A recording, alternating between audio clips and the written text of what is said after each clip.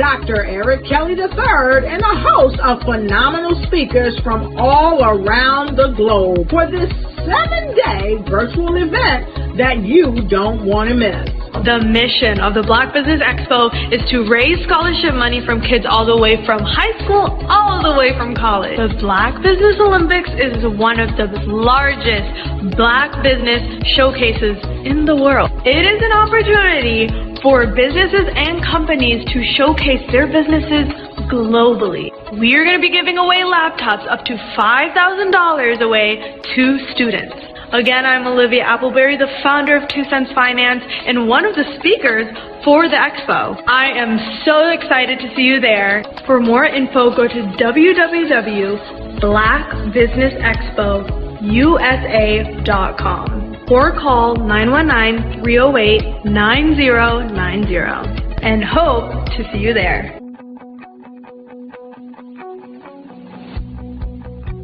I am Black business. From the moment I wake until the time I sleep. Yes, I am Black business. I am Black business. Tell me, are you Black business? I am Black business. Do you support Black businesses? Listen, I support Black business because I am Black business. Black Business Expo, one of the largest business showcases in the history of Black business in the world. The world! Sign up today at www.blackbusinessexpousa.com or call 919-308-9090. I am Black business. I am Black business. From the moment I wake until the time I sleep, I am Black business. I am Black business. Are you Black business? I am Black business. Do you support Black businesses? I support Black business because I am Black business. Black Business Expo, one of the largest business showcases in the history of Black America in North Carolina. Sign up today at www.blackbusinessexpousa.com or call 919-380-9090. I am Black business. I am Black business. From the moment I wake until the time I sleep, I am Black business. I am Black business. Are you Black business? I am Black business. Do you support Black businesses? I support Black business because I am Black business. Black Business Expo, one of the largest business showcases in the history of Black America in North Carolina. Sign up today at www.blackbusinessexpousa.com or call 919-380-9090. I am Black business. I am Black business. What if you could build your own city? A place where every child can find nurturing people to help them achieve their full potential. A place where every adult can access job training support. Where health education is abundant. Where social justice ruled the land. A place without limitations. Welcome. You have arrived at STEM City, USA. It is what every city should be. A safe and trusted community where you find people and resources to help you become everything you are and beyond. STEM City is unlike anything you have ever experienced. It is a digital twin of the world around you, only better. STEM City is about energy and soul renewal. It is more than a digital world. You can almost feel the power of live cultural events, music, and theater. STEM City promises a better future for children with caring mentors and hands-on activities with dedicated tutors to support our youth. STEM City is your passport to a healthy lifestyle with weekly events addressing our community's many issues. STEM City is your financial well-being with helpful information on wealth management, career advancement, job training, and so much more. STEM City is the community you deserve. It is the city where your dreams can come true. STEM City USA, a place in the sky that is accessible to all who reach for the stars.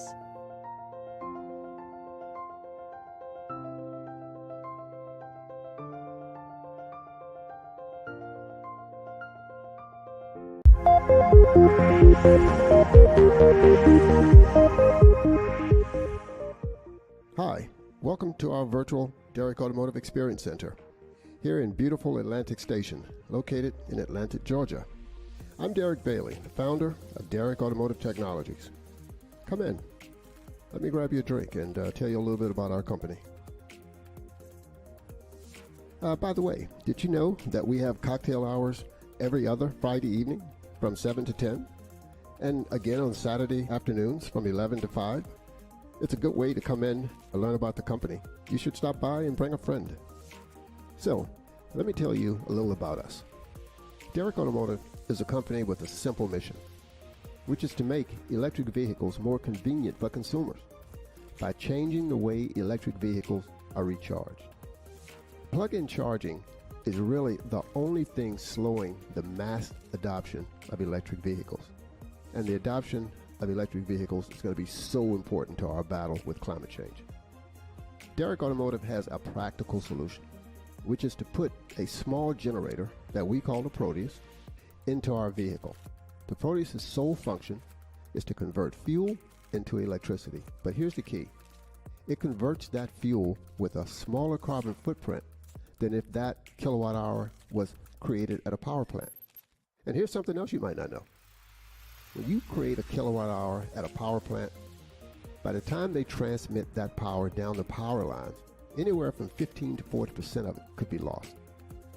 So, to plug millions of electric cars into the power grid and then lose 15 to 40% of every kilowatt hour of power that's created, in our opinion, doesn't make a lot of sense. With the introduction of our Proteus, where we can create that same kilowatt hour at the car, eliminate all those transmission line losses, and all at a carbon footprint that's on par with the power plant anyhow. So we bring convenience without increasing the carbon footprint. We allow vehicles to travel further and with less hassle, and since it's actually comparable to charging from the electric grid, why should consumers be inconvenienced? And we believe that once consumers are no longer inconvenienced, electric vehicles are going to take their place in the automotive sector.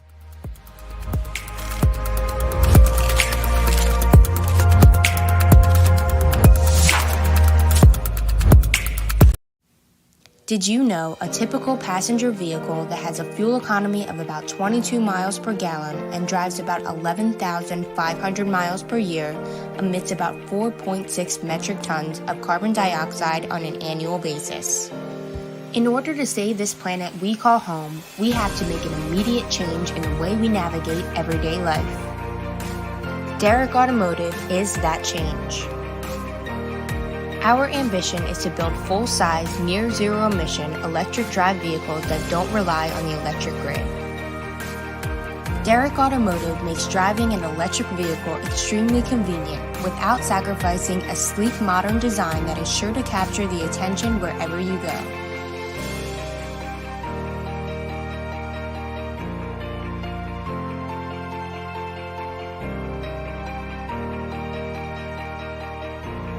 Make the choice to take part in a movement to help preserve our planet today. Choose Derrick Automotive. Visit us on the web today to learn more. Attention all entrepreneurs and companies. Are you looking for reliable and efficient virtual assistants and back office support to help you manage your business tasks? Look no further than Superwoman Business Services. Our team of virtual assistants provides a full range of administrative support services, including operations management, social media marketing, and much more. We also offer website design services to help you create a professional online presence that reflects your unique brand. In addition to administrative support and website design, we offer business development and structuring services to help you grow your business and achieve your goals. We'll work closely with you to identify areas of improvement and develop a customized plan to help you reach your full potential. At Superwoman Business Services, we understand that running a business can be overwhelming and time-consuming. That's why we're here to help you fly high and achieve success. Our virtual assistants are highly skilled, experienced, and dedicated to providing you with the support you need to thrive. Come fly with us and take your business to new heights. Let us help you become the superhero entrepreneur you are meant to be.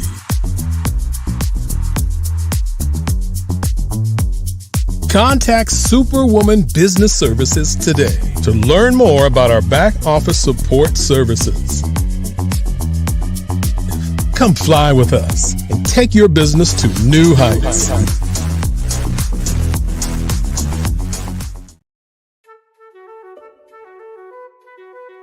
This is Dr. Arnold T. Petsworth. Yes, that's his given name.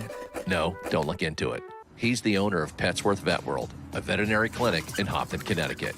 His patients include dog, cat, turtle, cat, turtle, frog, hamster, fish, Goldie, dog, and this alpaca. Due to doctor-patient confidentiality, we can't tell you their names. Business at Vet World was steady, and then quarantine hit. Neighbors on every lane, drive, and even a few cul-de-sacs brought new four-legged friends into their homes. Bunnies. Bunnies. you guys are so cute. Bunnies. You are so cute. Bunnies. You're so cute. Bunnies everywhere. A lifelong lover of Laporte, Dr. Petsworth welcomed these new patients with open arms. Hi, how you doing? How is she? Did you meet Jackie? Jackie, Barbara, Jackie? This is Betsy. The only problem? Okay. There were more appointments than he could manage. Yes, I'm gonna get to you. Give me a second. We're gonna get you in real soon. Don't worry, all right? And then...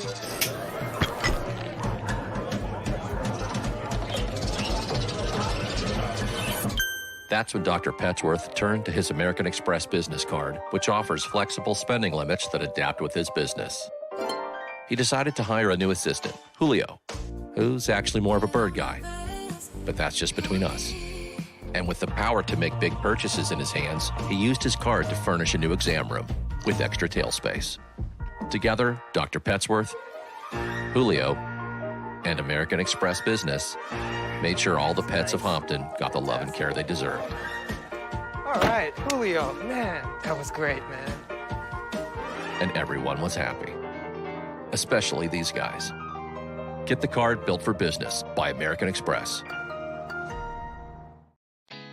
Did you know women represent just 3% of Fortune 500 CEOs and less than 15% of corporate executives at top companies worldwide? Have you wondered what the secrets are to getting into the top ranks, whether in the private or public sector? Do you want to figure out how to stop being held back in your career or passed over for promotion? Then you're in the right place. Hi, I'm Dr. Madeline Ann Lewis, President and CEO of the Executive Women's Success Institute. I have decades of experience in the military, the federal government, and corporate America, and my mission is to help women succeed and tap into their full potential. I want to reach 1 million plus women around the world to become the leaders they are meant to be.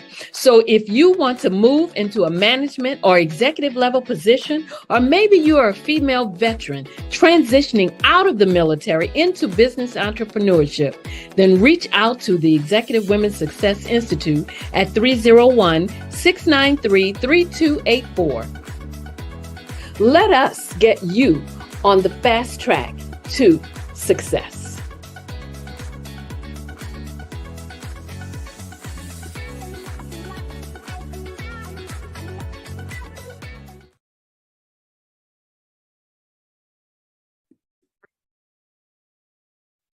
Hello, I'm Dr. Madeline Ann Lewis, President and CEO of the Executive Women's Success Institute.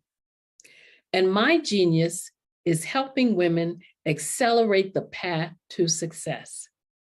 You know, I was blessed to have strong women in my life who encouraged, motivated, and pushed me to do my best and to never even think about giving up on my dreams. So I say to women, we must show up to rise up. We have talents and potential, but who will see them if we don't speak up and get noticed? I know that women are a tremendous resource on this planet, and there is nothing more fulfilling than helping a woman tap into her full potential. I do this because I want to be a part of helping as many women as I can to show up, to rise up. I do this because genius is common.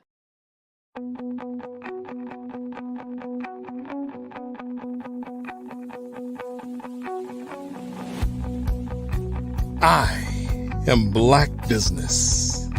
From the moment I wake until the time I sleep. Yes, I am Black business. I am Black business. Tell me, are you Black business? I am Black business. Do you support Black businesses? Listen, I support Black business because I am Black business. Black Business Expo, one of the largest business showcases in the history of Black business in the world. The world. Sign up today at www.blackbusinessexpousa.com or call 919-308-9090. I am Black business.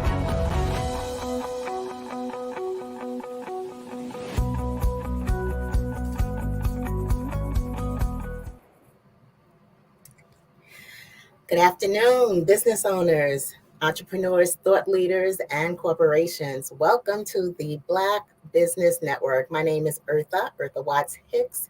I'm an award-winning author, publisher, PR writer, and affiliate for blackpr.com. I am your business moderator this afternoon on the Black Business Network. The Black Business Network is a 24-hour business network showcasing Black businesses, business owners, entrepreneurs, and thought leaders worldwide.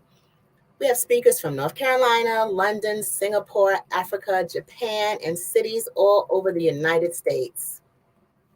The Black Business Network is a global community sharing its business knowledge to empower, inspire, and educate businesses about business. Our next speaker is Dr. Tanya T. Wise. Dr. Tanya T. Wise is a highly sought after international keynote speaker, coach, author, strategist, and consultant. She is arguably one of the most compelling, charismatic, and captivating voices in motivational speaking today. A champion of personal and financial empowerment and advocacy for women for over 3 decades, Tanya has become a leading authority in the area of financial literacy, entrepreneurship, and money management.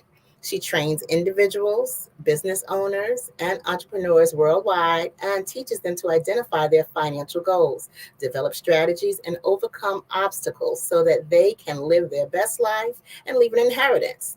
Tanya is on a mission to educate audiences on how to transform their lives so that they can unapologetically give themselves permission to experience the financial freedom, stability, independence, and security they deserve.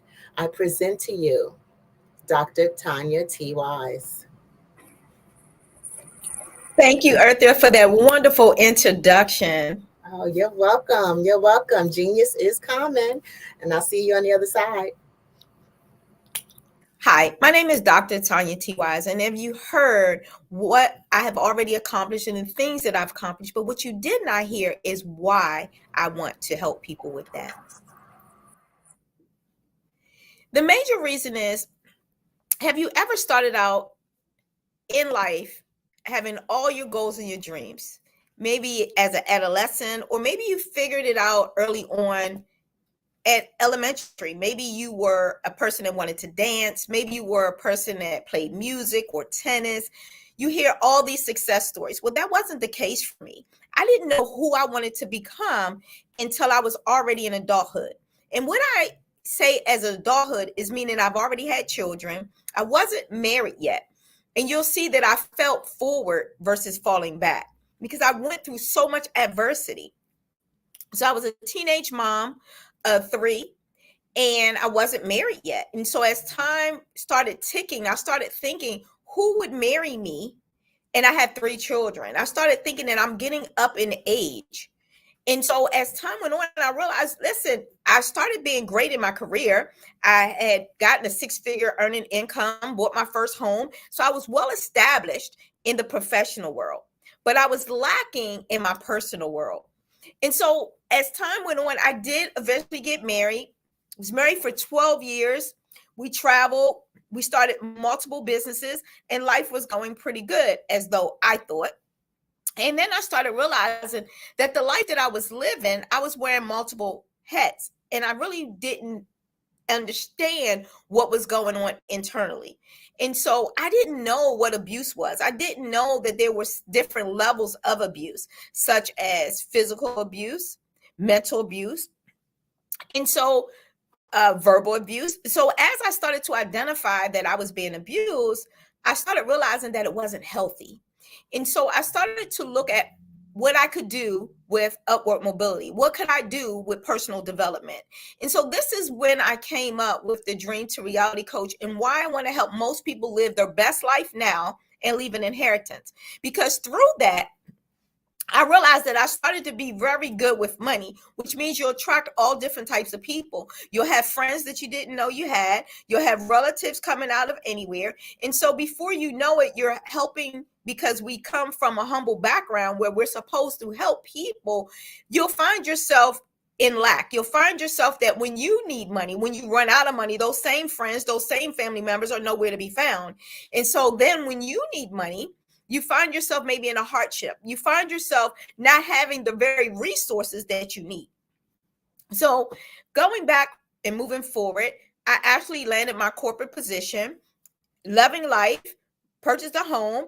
And so once I got married, we purchased a bigger home. And this was what my friends would call a baby mansion. It was bigger than anyone else that I knew. And so when I first drove up to that house, I thought it was something that we could not afford, right? Because the mentality that we grow up in our environment, we start to think small.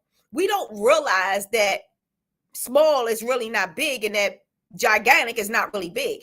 And so what I want to challenge you with is to look at where did you get the mindset that you have, and is it still serving you? Because if it's not still serving you, then this is the time to make that shift. So my mental state of mind, I always wanted these things, but I didn't necessarily have the mental capacity to withstand those things. So as time went on, I actually realized that I could afford the house. And here I am today, 23 years later, still in that same house. And so what I want to challenge you with is, what goals, what dreams did you have or would you like to have? What are some of the things that you want to implement? What are some of the guidelines that you feel must be in place to accomplish the very things that you want out of life? See, what I'm noticing is that we don't all have the resources, or what I like to call, some of us need to have CPR. Some of us need to have a clear, concise vision of what it is that we want. The P stands for, do you have processes? Do you have programs? Do you have procedures to be able to accomplish those things? And then the R stands for resources. What connections do you need to make? What networks are you in, or what networks do you need to get in? So today, I'm going to start out with the C, and I'm going to talk to you about having a clear, concise vision. One of the very things that I knew that I wanted is that I knew that I wanted a nice house. I knew that I wanted to have a nice car, and I knew that I did not want to have to worry about money. I knew that I did not want to have to worry about how I was going to feed my children, how I was going to pay the ordinary bills. You know, the gas, the electric, the water, the necessities that we all should have. And I believe that we shouldn't have to worry about those things. So speeding up, I actually landed my six-figure career job. And through that process, I realized that you also start to have the right type of people in your circle when you're making a certain amount of money. But can I tell you what I found out? I found out that it's not necessarily the amount of money that you're making, but it is absolutely how you manage the money that you make. Some of us get stuck in allowing life to go on, and we get stuck in that process. So maybe you're good at doing hair. Maybe you're good at being a plumber. Maybe you're good at being a mechanic. Maybe you're good at coaching or mentoring, whatever it is that your career is. Have you noticed that you blink your eye and a decade is already gone? So the old folks used to say that we're very good at making money on this hand, but it also leaves faster out on this hand. And what we like to do at All New Beginning is to help you put your money in the middle. How can you make it, save it, monetize it, and most importantly, manage it? Because when you don't manage your money, then you won't be able to live your dream life. What we've also noticed with working with thousands of clients is that if you stay in what we call survival mode and not in creativity mode, then you won't ever make the money that you rightfully deserve. So many people are still trading their time for dollars. The more you trade your time for dollars, the less money you're going to have. What do I mean? Let me explain to you. If you are trading an hour of your time for 20, 30, I'm going to even say an hour of your time for $100, it would take you how many years to accomplish the very goals that you want, or even just to make ends meet? And so that's exactly what we're talking about today. How do you make your money work for you so you don't have to keep working for it? When you reach the corporate ladder, where do you go after that? If you're anything like me, I've worked hard to climb the corporate ladder to make six figures, only to find out there's nowhere to go after you make six figures in corporate America. So much so, I didn't get evaluations anymore. I didn't have any goals or dreams because I didn't know that I could do more. I knew I wanted more, but I didn't know I could do more. I thought that all it was to life. Like I wasn't even going to go back and finish college. I felt like I had already gotten a degree. I already had the six-figure earning job. So I was like, well, what else is there? But can I tell you that the wealthy people look for experiences. They look for things that they can do to make memories.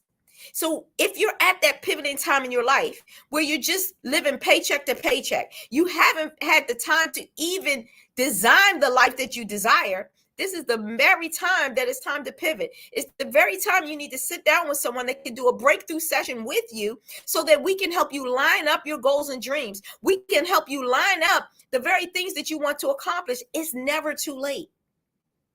Nelson Mandela did not become the president until after the age of 74. And there are a host of others, great leaders that you've heard of that didn't get great success until later on in life. And we still know their names today. Their legacy still live on. many of us get confused. Well, what is a legacy? What is an inheritance? We hear these terminologies, but who is teaching us these terminologies? Some of us get caught up in the everyday, make money, spend money, and go back and make money. But what is going to happen if you can't go and make money tomorrow? What do you have in place? What is the difference between passive and active income? Many of us have what we call active income. But if you can't actively work, when would your income stop? The moment you couldn't actively work. So what I'm encouraging you to do is to sit down with us so that at All New Beginning, we can analyze, we can put a strategy together for you. We can see maybe where you're overspending and help you redirect your overspending to your forward focuses. We can look and see if you have extra cash flow. How many of you would like a raise today? Would you like to give yourself a raise? Do you know how to give yourself a raise? Which brings me to my next point. I know if you have a government job in September, they start talking about giving a raise. Even if you have a union job, every September, October, they start talking about giving you a raise. And so right now is the time that many of us start to spend the raise before you even get the raise. Or maybe you are thinking about paying off a car. You know, you only have 2 to 3 more car payments. However, as soon as that car payment is paid off, because you haven't had a strategy put in place, before you know it, that's not extra money that you get to save. Now you're also relying on that car payment money. You're relying on the money from your raise before you even get the raise. You've even already started to spend that. But can I tell you, the raise that we got isn't even a real raise. Let me explain why. Because the moment you got that raise, inflation shot up from 3% to over 7%, to right around 11%. So that's why you didn't see the increase in your paycheck, because everything else went up. Your utilities bill went up. Food went up. Did you notice that the price of eggs, when you used to get 2 cartons, you can only get 1 carton? The price of gas increased. So with all these things around you increasing, there's no reason why we wouldn't notice that. That is the reason that we would notice that our income didn't necessarily increase in the manner in which it would affect us drastically for us to see an influx of cash flow. And so what we do is we look and we analyze. We put systems in place. We also put processes in place. We understand when you lose a loved one. One of the major things we do is have retail therapy. Well, let's talk about that for a second. Retail therapy does the body really, really good. It does the mind and the soul. It even helps you heal quicker. But the problem with that, without the proper process, you could spend all the inheritance in a matter of 30 days. We see it all the time. We see people, number one reason, have you ever noticed that someone can hit the lottery and it doesn't make them a millionaire? It makes them someone with a lump sum of money that eventually isn't there anymore. And that eventually doesn't take long, 30 to 60 days. This is why they say that you can take a millionaire, take all his money, and he'll become a millionaire again. It's also why we say you can take a broke person, give them $1 million, and they will be broke again. See, the rich keeps getting richer and the poor keep staying right where they are because of the lack of knowledge. And I read in a great book that people perish from the lack of knowledge. So where are you going to get this knowledge from? What do you have in place that's going to allow you to understand the terms and the conditions that you get to live on?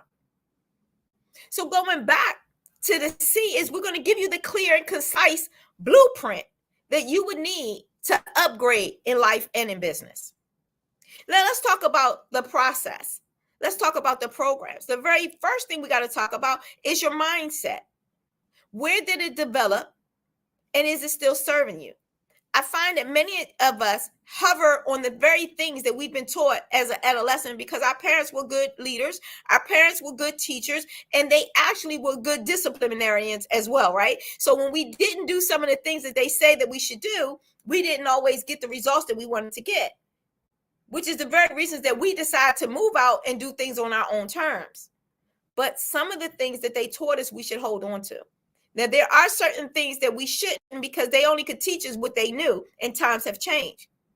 But what I'm noticing in our communities, we weren't all taught how to save. We was just told to save. What we want to do at All New Beginning is to teach you how to save, where to save, and most importantly, how to utilize your savings so that one day you'll be able to live off of that.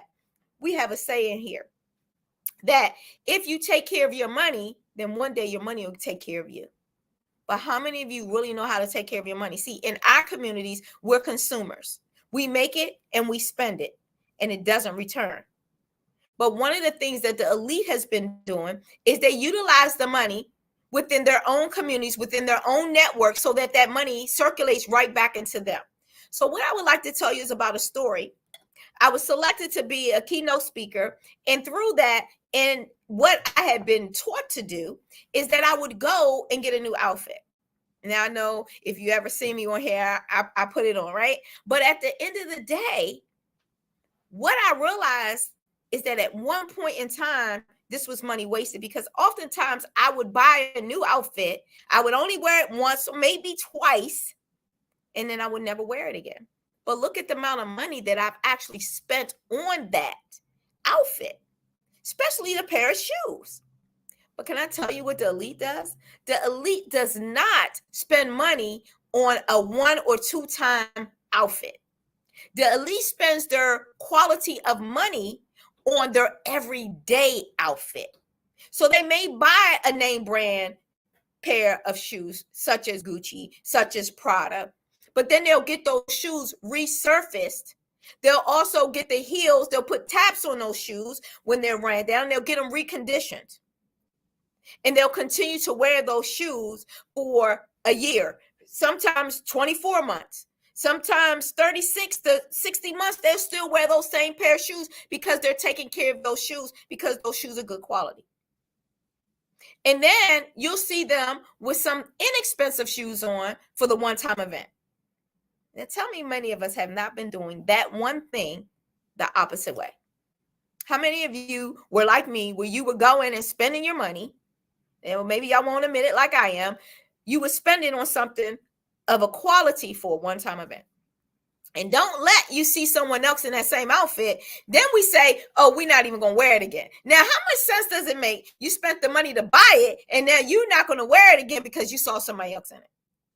But these are the types of subconscious mindset in our process. And this is where we have to be revamped. And we just needed someone to have that intellectual conversation with us so that we can identify this and then switch it. Now, I'm going to take the time to talk about resources. Resources is when you're working with someone of a network. Even right now with the Black Business Network, who are you networking with? Who are you communicating? Who are you talking to so that you can change your environment? Because many of us are the products of our environment, but is that the environment we want to keep on going? Is that the legacy that we want to leave? See, oftentimes in our community, we work very hard to get to a certain level. But because we worked hard to get to that level, we also did not put in certain resources that will allow that level to keep on functioning long after we go, which means we would have a legacy. So what we would like to do is to look at what processes, what procedures do you have in place that's going to allow you the resources, which oftentimes the elite use words like endowments. When have we taken the time to even research an endowment, to know what an endowment is, to know, or a trust? And we hear people talk about trust accounts and these type of things, but you got to have something to put in the trust. Why would you spend the money to have a trust, but yet you don't have any real assets? So be careful to the things that you're hearing and the people that you're talking to, definitely the people that you're listening to on these social media platforms, because some processes you're not ready for.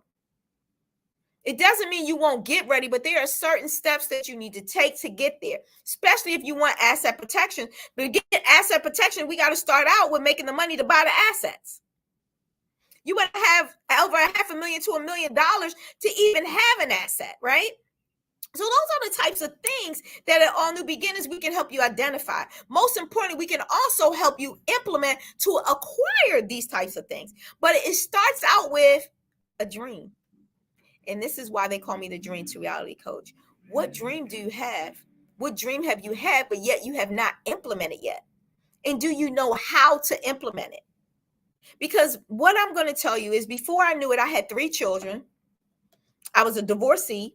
I was $75,000 in debt, and I was ready to commit suicide. And that was because I had lost my first son. I'm divorced, and I just was at a crossroad. I didn't know what was the next step. But a friend of mine sat me down and showed me a system that I have now helped thousands of other individuals implement, where we can look at where you are and help you go to where you want to get to. Because it's not just about the destiny, but it is definitely about enjoying the journey as you're on your way to the destiny. And that's what living your dream life is all about. If you are currently not driving the dream car that you want to, and you don't have the garage that you can drive the dream car up to, which means you be living in your dream house. And as you drive your dream car and park it in your dream house, are you able to take your dream vacations? Have you been able to visit, stay for days and weeks at a time at places that you only once saw in a magazine? Because if you're not able to do that, then that means that you're having the opposite of success.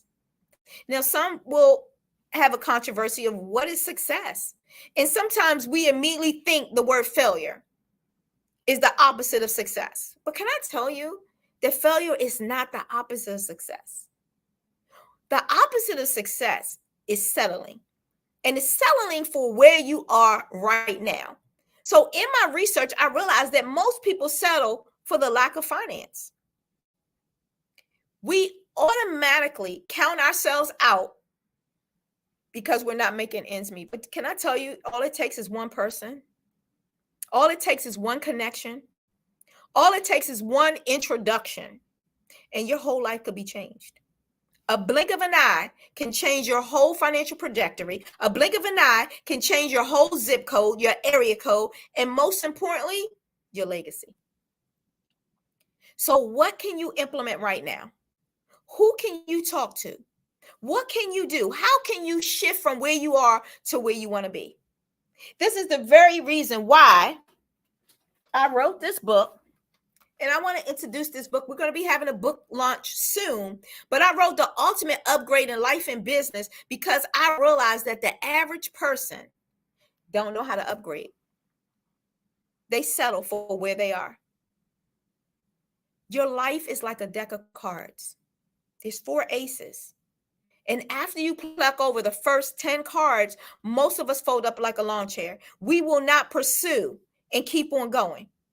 But if you flipped over the first 2 cards and you found the ace, that's the encouragement that most people need to keep on flipping. But what if you flipped over all 50 cards? Well, I'm going to say about 48, right? Because we need at least 4 to have the 4 aces, right? But what if you had flipped over 40 cards and you hadn't seen not one ace? This is where most people won't pursue the very things that they want out of life. But the people that you see, your Elon Musk, these type of people, do you think that he made an electric car off of his first go, the second, the third, the fifth? How long do you think it took him to have success? And he didn't just have it in one attribute. He has several that was out of the norm. What about Jobs, Steve Jobs, and the phone? Remember back in the day, we had rotary phones and many of us like, okay, Tanya, you're dating me. Right, absolutely. We had beepers and you had to run to a pay phone. Some of you don't even know what a pay phone is. These are the things that was once someone's dream. And now it's that person's reality. So what I want to tell you is that you got this. What I want to show you is that you can live your dream life. You can get it going again, but you have to decide to do it. You have to decide that you want it. No one can make that decision for you. But once you've decided that, we can definitely help you with the processes. We can definitely help you with the vision. We can definitely help you with the mission. And we can help you implement the roadmap.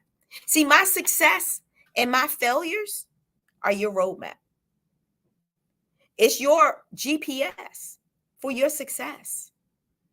See, everybody had a coach. Who's your money mentor? Who's your coach? Even Kobe Bryant, Michael Jordan, NBA famous players, they had two coaches. They had a coach that was their full-time coach, and then they had their personal coach. Tiger Woods, famous golfer, he had a personal coach. Serena Williams and Venus, they had personal coaches. Yours truly, I've had several coaches. So who is mentoring you? Who is showing you the roadmap, telling you what to do, when to do it, why not to do it, and which hurdle you can go over? See, a coach will be your biggest cheerleader. This is why it's important to have a coach. This is why some of us have multiple coaches and a mentor. There's a difference between having a coach, a consultant, and a mentor. Each one serves as a different purposes. Just like having a financial advisor and a CPA, there's different purposes. And then on top of that, each person has their own specialty. So sometimes you might need two to be able to get the very results that you want, because one may feed the right side of your brain and the other one may feed the left side of your brain. But the bottom line is you need both sides of your brains being fed. When are you going to seek out the person that can help you? Here, I would like to give you a free resource, a free tip.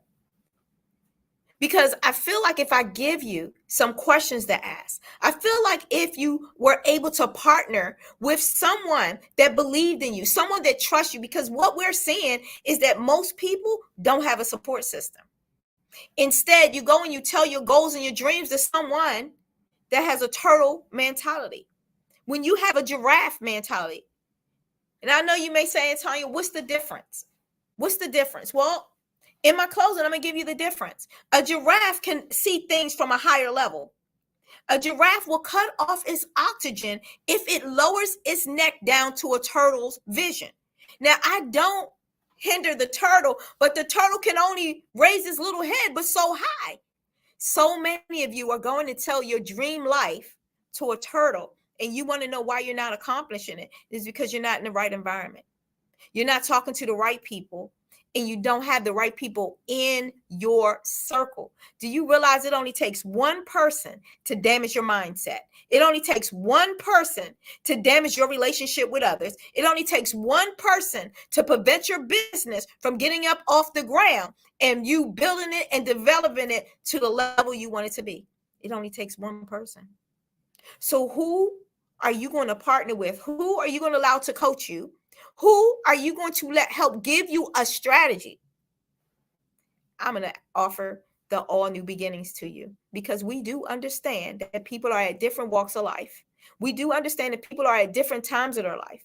Maybe you've already mastered your career, but yet you have not mastered your money. Maybe you are just leaving a divorce. Maybe you're just getting married. Maybe you are just going off to college, or maybe you just graduated college. No matter what walk of life you're in, at each stage, there's a different time to analyze your money. There's a different time to look at what's going out and what's coming in. We would like to help you make those transitions.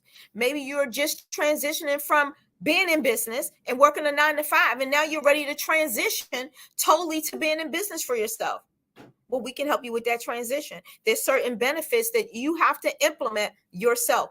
There's certain connections that you want to make sure that you do before you go full time in your business ownership, because making one wrong move can cost you 20 to 40% of all the money that you've been saving. Do you know it only takes one decision? We're all one decision away from a train wreck. And this is why it's important to have the right people in life at the right time.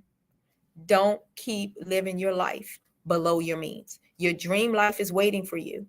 Your dream life is on layaway. And I'm urging you and encouraging you to take your dream life off of layaway. So I would like to give you a free gift today.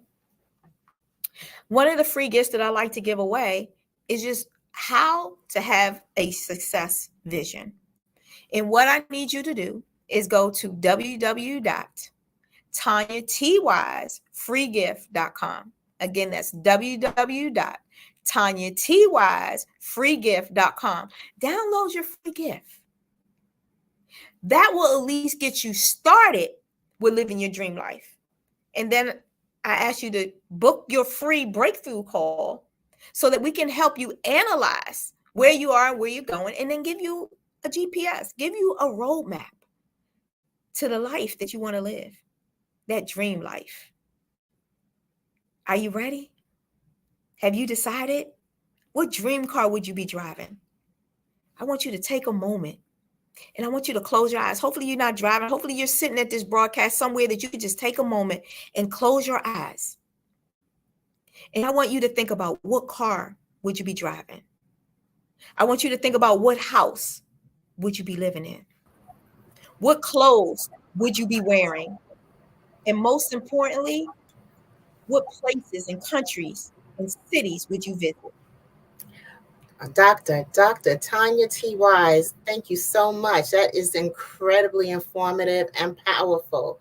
Can you please let us know when you first realized that you were good with money, and how did you know? So I first realized I was good with money when I went through college and didn't have any student loan debt. I had no grants, no loans, and I was originally a high school dropout, and I went back to school, put myself through night school, then put myself through college, and today I have my doctorates. Wow. And what was your undergraduate major? Well, my undergrad was in finance and accounting, and then my doctorate is in entrepreneurship and business. Wow. And you had 3 children. And I had 3 children, and I took care of my nephew as well. So I raised 6 children, but I had 3 biological. Wow. And this was all working just your regular job, or saving, or combination of saving and working overtime? What was the method, if you could just share a little bit? Absolutely. So I've always been an entrepreneur. I've been a serial entrepreneur since teenage. And so I've always worked a full-time job and had businesses. I've done dump trucks, tow trucks, assisted livings, hair salons, nail tech, med tech, eyelash infusionist, medical billing, notary, real estate. I've done all those things until I figured out what exactly was my niche, what it was that I felt like that I wanted to do, and that I would do it whether someone paid me or not. Wow. Now, for those of us who are parents, and you have this very special skill, were you able to pass that inheritance of this is how you make money to your children? Were you able to teach them what you knew in a way that they would grasp it and be able to run with it? So, Earthla, I will be totally transparent with you. The reason that I even started All New Beginning was because of my children. They saw how hard I worked, and they didn't want anything to do with it. Right. And so because of that, when I lost my son a few years ago. He was 27 years old. I realized at that very moment, when I became emotionally unemployable, I could have lost everything. Right. My children wanted to do nothing with any of the businesses. So most entrepreneurs, we work very hard to build a business. We lose time with our family, our children, as well as things that we want to do in life. Right. But what happens when you die? If your children don't want to have anything to do with it, that business died right with you. And so that's one of the strategies that I sit down with people to think about. What happens if you don't wake up tomorrow? Do you still get to leave a legacy? Is your business still going to be booming and going? Or the moment you get sick, what if you're still here and you're just sick? Right. Because COVID was real. Right. Yes, some people got COVID and was hospitalized. A lot of businesses had to shut down and close to never be reopened because we don't have a backup plan. We don't have a backup strategy. And so the answer to your question is, they followed part of the process. They followed having a good job. They even followed me into getting accounting degrees. One is a controller of a very prominent business. The other one is working for the federal government. So they followed that process into accounting and business, but they didn't find the entrepreneurship. And they don't realize that's where it really is. Gotcha. Now, during COVID, how did you pivot to keep things going and flowing during COVID? Because I know that must have been a challenge. Well, honestly, I doubled my income during COVID. Okay. So I always like to tell people that one person's problem is another person's opportunity, right? If we had a flat tire, well, that's an opportunity for a tow truck driver. Mm-hmm. And so because I'm a proactive type of coach, and I'm able, thank goodness, one of my gifts is foresight and being able to see beyond what we got going on today, I was able to be on Zoom and doing those things before Zoom was a thing. And so Zoom helped my business even more because now other people knew about Zoom. Prior to that, they didn't know about Zoom when I was doing Zoom. So they was a little leery about certain things. So that just helped me elevate my business even more, so that now we have a hybrid business. I could do things in person, but I do 90% on Zoom. So it allowed me, we were able to stay in business and double our income through that time. Great. Now, so you're also active on social media. I am very active on social media, but everything that I've done has been more organic. I am just really getting into utilizing social media for my business.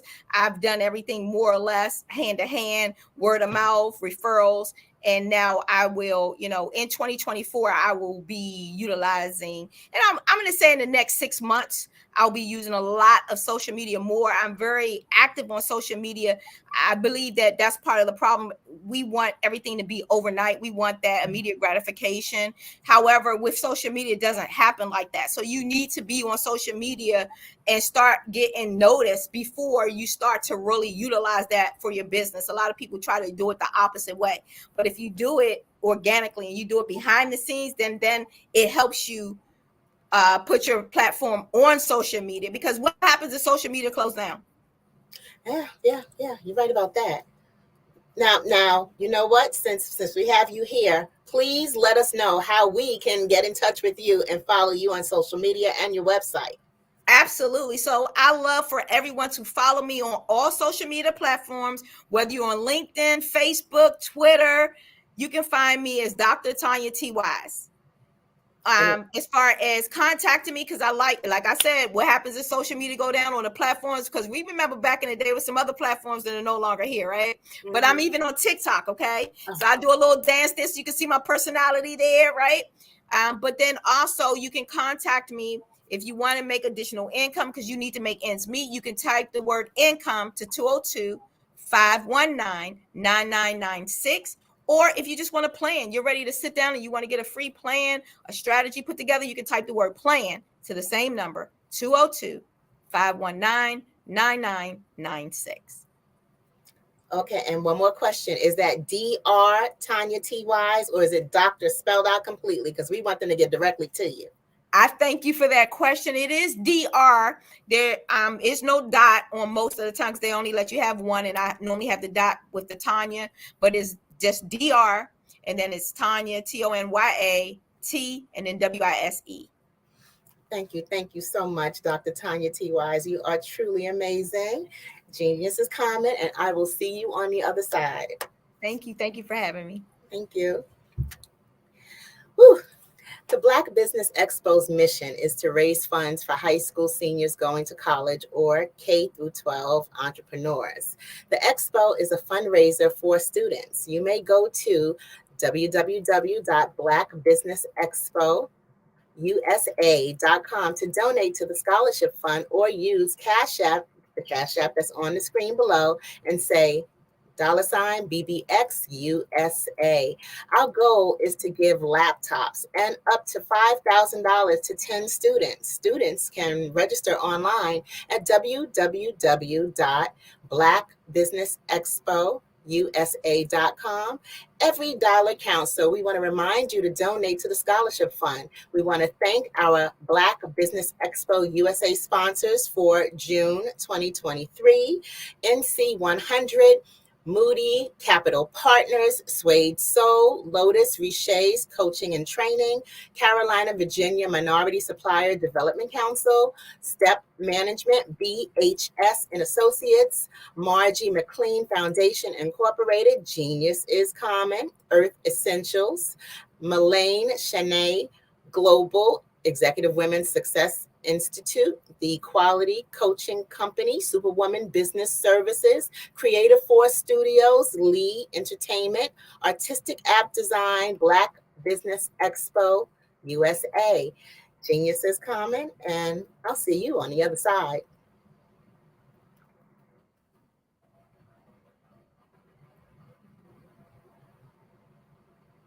I'm Ramon Ray, founder of Smart Hustle Magazine and smallbiztechnology.com.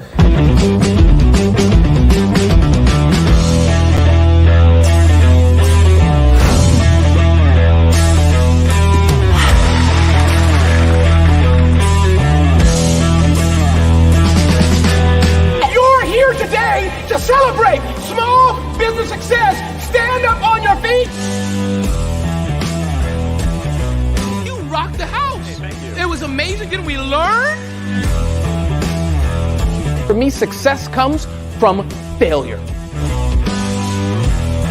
One thing not to do is shake somebody's hand like this.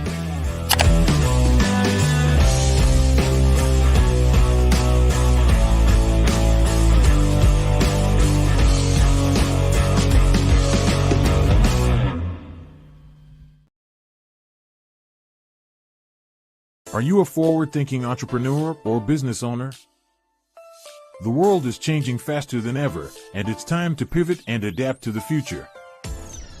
Hello LLC is here to help you do just that. Hello stands for helping enterprises leverage leading-edge optimizations.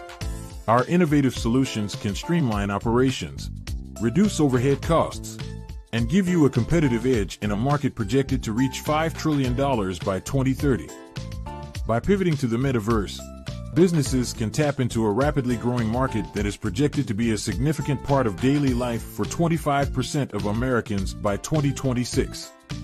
As a full digital metaverse agency, the Hello LLC can help you create custom solutions to streamline operations, increase productivity, reduce costs, and drive brand recognition. Why should you pivot to the metaverse with the Hello LLC? By leveraging cutting-edge technology, you can provide immersive experiences for your customers, expand your global reach, and unlock new revenue streams. Contact us today to make the pivot.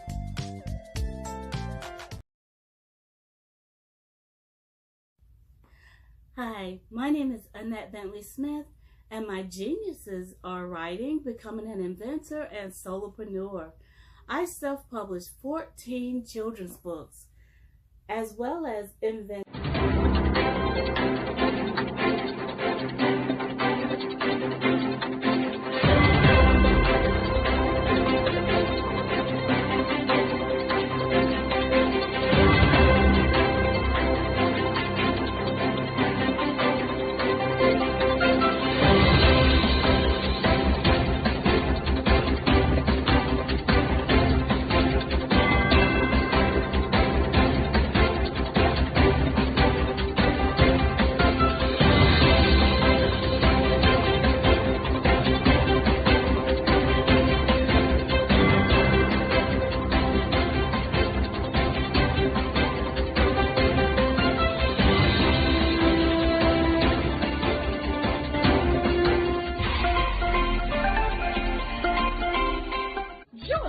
Dr. Eric Kelly III and a host of phenomenal speakers from all around the globe for this 7-day virtual event that you don't want to miss. The mission of the Black Business Expo is to raise scholarship money from kids all the way from high school, all the way from college. The Black Business Olympics is one of the largest Black business showcases in the world. It is an opportunity for businesses and companies to showcase their businesses globally. We are going to be giving away laptops up to $5,000 away to students. Again, I'm Olivia Appleberry, the founder of 2 Cents Finance and one of the speakers for the expo. I am so excited to see you there. For more info, go to www.blackbusinessexpousa.com or call 919-308-9090 and hope to see you there. I am Black business. From the moment I wake until the time I sleep. Yes, I am Black business. I am Black business. Tell me, are you Black business? I am Black business. Do you support Black businesses? Listen, I support Black business because I am Black business. Black Business Expo, one of the largest business showcases in the history of Black business in the world. The world! Sign up today at www.blackbusinessexpousa.com or call 919-308-9090. I am Black business. I am Black business. From the moment I wake until the time I sleep, I am Black business. I am Black business. Are you Black business? I am Black business. Do you support Black businesses? I support Black business because I am Black business. Black Business Expo, one of the largest business showcases in the history of Black America in North Carolina.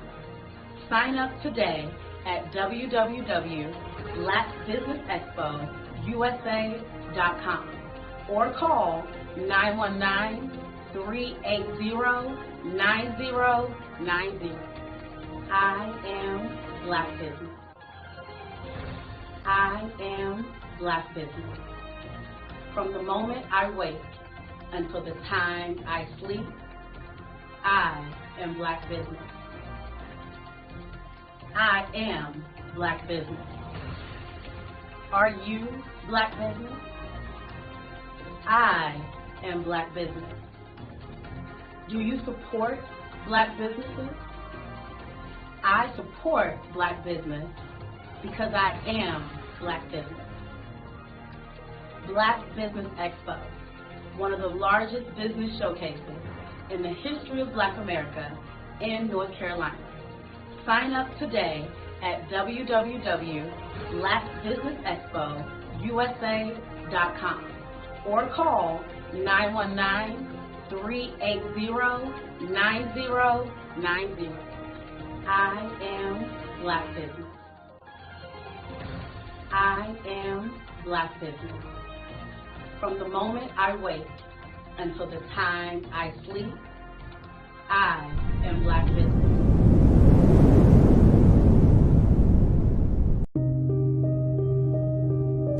The Black Business Expo is changing my life. This year, they are giving away laptops and even $5,000 in cash to students just like me.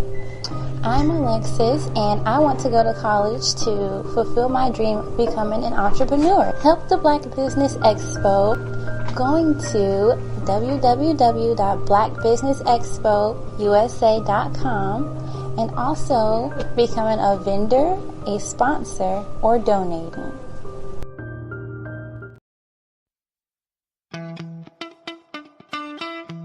How many times have you been asked to help someone you didn't even know, a student, a business entrepreneur? Or did you ever even ask, where did they end up? That business, that friend, that entrepreneur. Well, just maybe they ended up in a gang, bankrupt, homeless, or worse, dead. Maybe they turned to crime, drugs, and alcohol. Did you ever wonder? Did you destroy their dream, or was your life always so easy? At the Black Business Olympics, we started a movement to help students complete. Give them hope and foster success. Help them to leave their dreams of providing laptops, computers, and up to $5,000 in scholarship funds.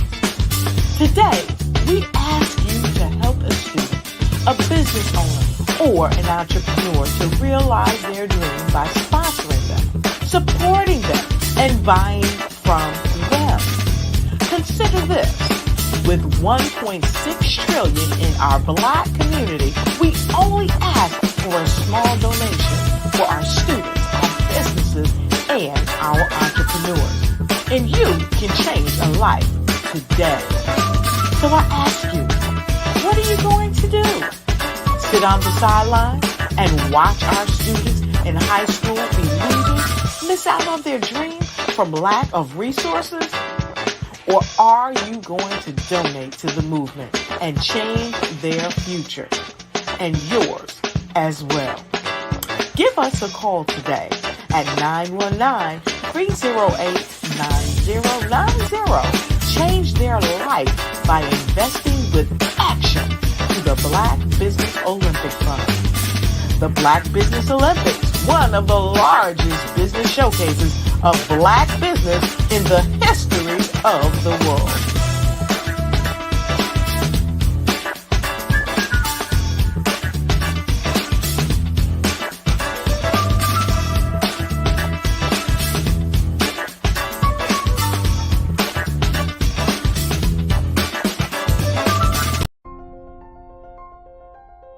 What if you could build your own city? A place where every child can find nurturing people to help them achieve their full potential. A place where every adult can access job training support, where health education is abundant, where social justice ruled the land. A place without limitations. Welcome. You have arrived at STEM City, USA. It is what every city should be. A safe and trusted community where you find people and resources to help you become everything you are and beyond. STEM City is unlike anything you have ever experienced. It is a digital twin of the world around you, only better. STEM City is about energy and soul renewal. It is more than a digital world. You can almost feel the power of live cultural events, music, and theater. STEM City promises a better future for children with caring mentors and hands-on activities with dedicated tutors to support our youth. STEM City is your passport to a healthy lifestyle with weekly events addressing our community's many issues. STEM City is your financial well-being with helpful information on wealth management, career advancement, job training, and so much more. STEM City is the community you deserve. It is the city where your dreams can come true. STEM City USA, a place in the sky that is accessible to all who reach for the stars.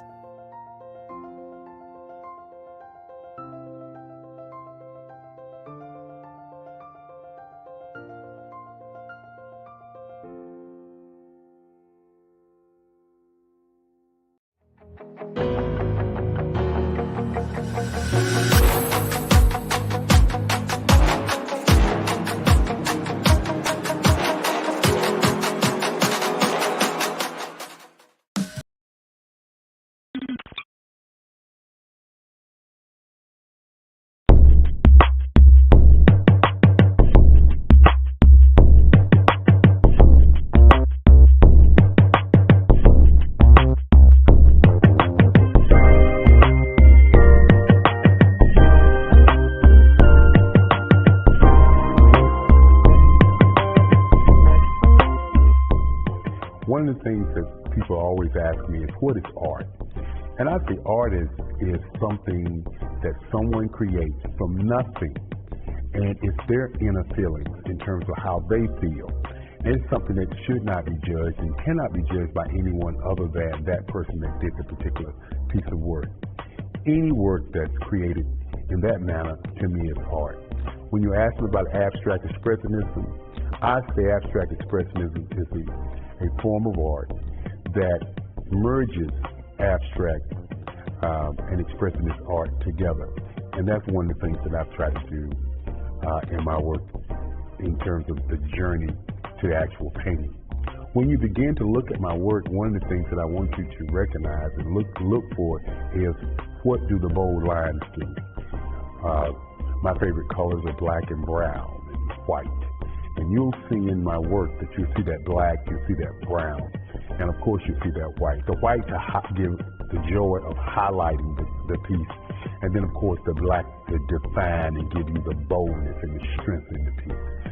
When you begin to analyze the colors that I utilize, I always use colors to kind of give you a tone or an emotion about the piece. So the different kinds of colors that you will see in this particular show are going to be the colors that are going to be bringing forth an idea. One of the things that we did on this DVD of this show was we're online, and you can go to my website at www.kellyworldwide.com, or you can email me at erickelly45@gmail.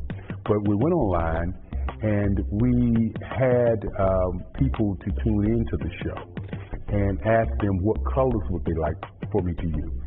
And of course, the colors that they asked for, we utilized those colors. Those colors were red, orange, green, and white. And we added an additional color of blue and gold. And that's what you're going to get on this particular piece.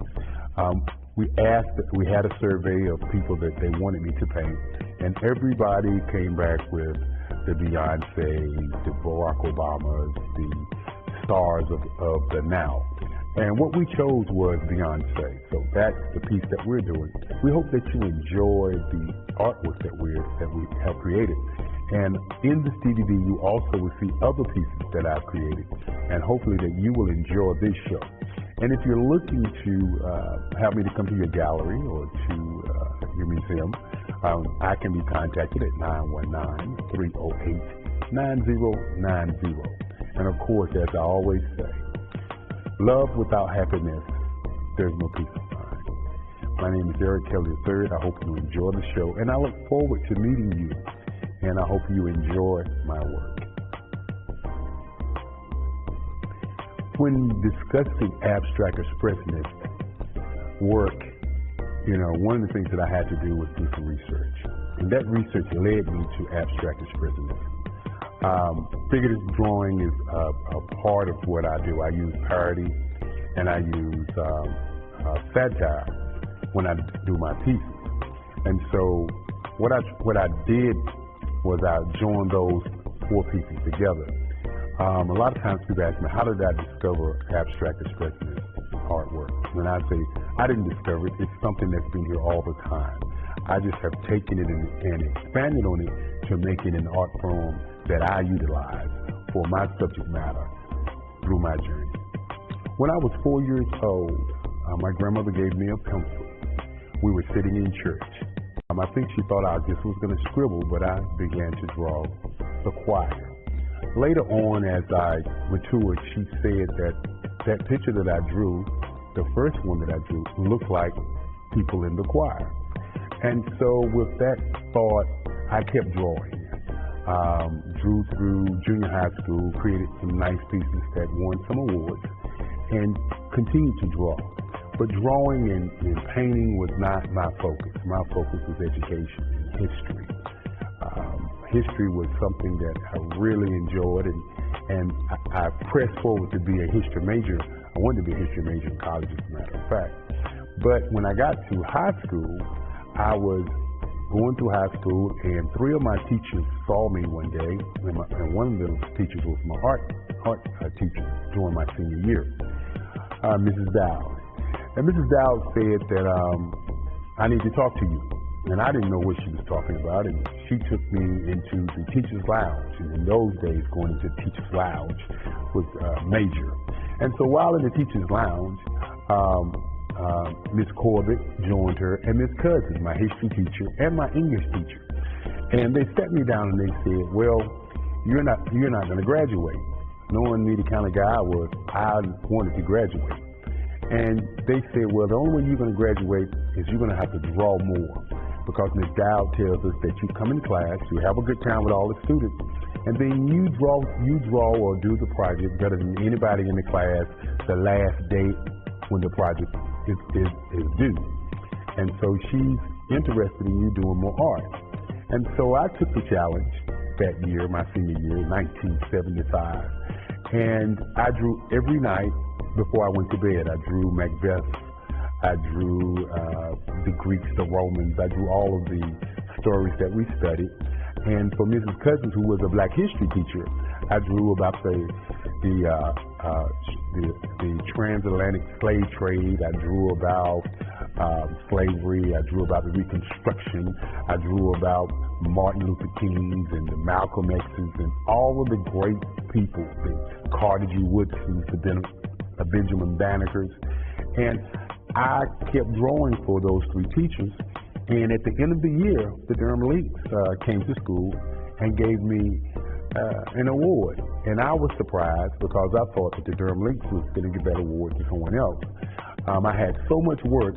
I had enough work to fill the hallways. And once I looked at my work, I thought about where would I go to school. And because of the Durham Links and all of the attention I got letters from a lot of schools. And I researched the schools, and I decided I wanted to go to North Carolina Central University. And the reason to go to North Carolina Central University at that time, they were the #2 school in African American art, which means that most of their teachers had books in the library, you could go and you could read and you could study. And I studied with Mason and Pendergrass and Carlyle, some of the great ones. Had a chance to meet Willie Nash and also see some of the great works of Ernie Barnes. So as I continued to do my work, one of the things that I tried not to do was be a copy of any other artist. And incidentally, I was taken on a field trip at North Carolina Central University after they gave me an art scholarship, of course. And we were at a museum, and I saw a gentleman's work, and his name was Charles White. And for the first time, I saw some work that looked like my work. I was so amazed. And when I saw the work, a bug clicked in my head to say that no one's art is anybody's personal art. All of it is expression, no matter who's drawing. And from that moment on, I began to draw expressionistic art. And that expressionistic art began to come off of the board of my canvas, because I always wanted the canvas to kind of give you more of a imaginary piece of my art. I didn't want to put everything right into those four borders. I wanted to put things so that you would imagine things. And so the abstract piece of my work was to elongate pieces, to make you say, okay, the eye is too big, the head, the forehead is a little too big, the nose is a little big. And those are the kinds of things that I began to do with my work. And once I got out of college, a lot of the galleries were saying that my work was abstract and expressionist. And so with them saying those kinds of things, it became a word of my work is abstract expressionist. And that's what it's been for the past 50 years. The art scene in Durham, North Carolina is a very interesting scene in Durham. You have the Arts Council who takes the time out and have local artists to do pieces there. Then you have several galleries downtown Durham, and those galleries are doing pretty well. Newly, we have 21C Museum, which is a museum that's a 24-hour museum that displays works from international artists and artists around the world. And one of the unique things about the 21C Gallery, 21C Museum, is that they put only artists on who are living artists. So that's one of the key things, and I think that's one of the great things, because a lot of your museums have artists who have passed on or ancestors who have passed on, as opposed to artists who are living now. If you ask me where I would like to have my work, I would like to have my work in several different museums around the country. That's what we're working on as we look at this particular show, as you deal with the art tours that I have been doing in the past 10 years. Well, the art scene has changed immensely. You know, you don't see a lot of, I would say, African American one-man shows. I think somewhere along the line, people began to believe that African Americans only did one or two paintings. And if you look at some of the African Americans who are artists, it's a life goal. It's not a one painting or a two painting. So I think that's one of the differences. When Willie Nash was alive, he was an artist that Durham revered, but we never saw him in the museums as much. Then there are several other artists who live in this beautiful city who I think should have one-man shows, because they have a tremendous amount of work. The other changes are the galleries. The galleries, they're more fine arts oriented than a gallery where you have an artist in residence that's painting, and then he's putting his work into a particular gallery, and people are buying those particular works. And I would think that those are some of the changes in the art scene. If you ask me what I'd like to see, I'd like to see the museums to take a little bit more interest in some of the African American art in the city of Durham. Not to say that they don't take any interest at all, I just say it more. Then there's the Nasher Museum on Duke's campus, which is an outstanding museum, and a museum that people in the city of Durham is one that I would suggest that you go to, because they're so diverse.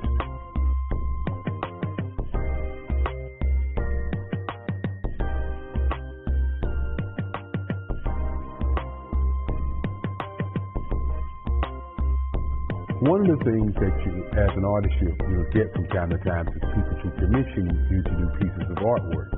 And I was commissioned to do North Carolina Mutual Life Insurance Company. It's iconic building here in the city of Durham, North Carolina. And while I was commissioned to do that particular piece of work, I had the idea to do Parish Street along with the North Carolina Mutual Tower because North Carolina Mutual Life Insurance Company started on Parish Street on the same side where Woolworth store was. Yes, Woolworth, the same store that had a sit-in here in Durham, North Carolina that people don't talk about, but the Woolworth had a sit-in doing segregation. And across the street, North Carolina Mutual moved into the now Mechanics and Farmers Bank building, and that was the last place they were until they moved to Chapel Hill Street and build the 12-story tower there. And so what I did was a piece called Black Wall Street. Durham's great history of black businesses began on Parish Street. Parish Street used to be a mecca for black businesses up and down Parish Street. And so the insurance companies, the banks, the community savings banks, and a lot of lawyers had their businesses on Parish Street. As a matter of fact, my advertising agency was on Parish Street on the second floor there. And so I drew a picture of Parish Street denoting North Carolina Mutual Life Insurance Company, places where they began and subsequently places they went to, and then to the big tower. And if you were to stand on Parish Street today and look straight ahead, and if the 21C building wasn't there, then you would see all three places where North Carolina Mutual Life Insurance Company was. And I want to say that it was probably a very joyous piece that I was drawing. Now, one of the things that I did try not to do was make it an architectural rendering of the building. And that's one of the things that I talk about when I talk about my art. I don't like to be defined into lines. I like to be a little left to lines, a little right to lines. I believe that if we're going to be defined into lines, we might as well take a picture and hang that picture up. So the Black Wall Street piece is a perspective piece that's done in abstract expressionistic format. What I look for is a piece that exudes a feeling, that exudes an emotion. And then I take that piece and I try to stretch that piece from just that emotion into something that's going to say something to the audience. There were thousands of pictures that I could pick from when I picked the Beyonce picture. And I look for a picture that will give us that feeling that this is her on the inside, not her on the outside. And what would that give to a person? How would you feel about this piece when you see it? And again, I wanted to put lights in there. I wanted to put bold lines in there. And I wanted her to kind of dominate you. And that's how I chose that particular piece. But most of the pieces that I choose the very same way. I look for some eyes that capture me, or I look for a nose that captures me, or I look for what I would call a feeling or an image that gives me a thought. And then I pull from that thought, and then I try to, once I start painting, I try to put that thought into color. And sometimes it's one of those things where I sit back and I look at the work, and I'll stand away from it and I'll look at the work, and I'll see, is it saying what I would like for it to say? And then I ask myself, is it saying what I want my audience to believe? And that's how I pick my work. Sometimes you can overdo a piece. What I do is I paint and I paint and I paint until I feel like I've painted too much. And when I say painted too much, it's that point where I've gotten out of that piece what I want to say. And I can add different lines, or I can take different lines out, but does this particular piece say what I wanted to say? And once it's saying what I wanted to say, then that's when I end. Sometimes people ask me, how long does it take? I don't know. I can't put a time on the end. I can put a time on the beginning. And that's one of the things that I try to do each and every day, is to begin a piece of artwork.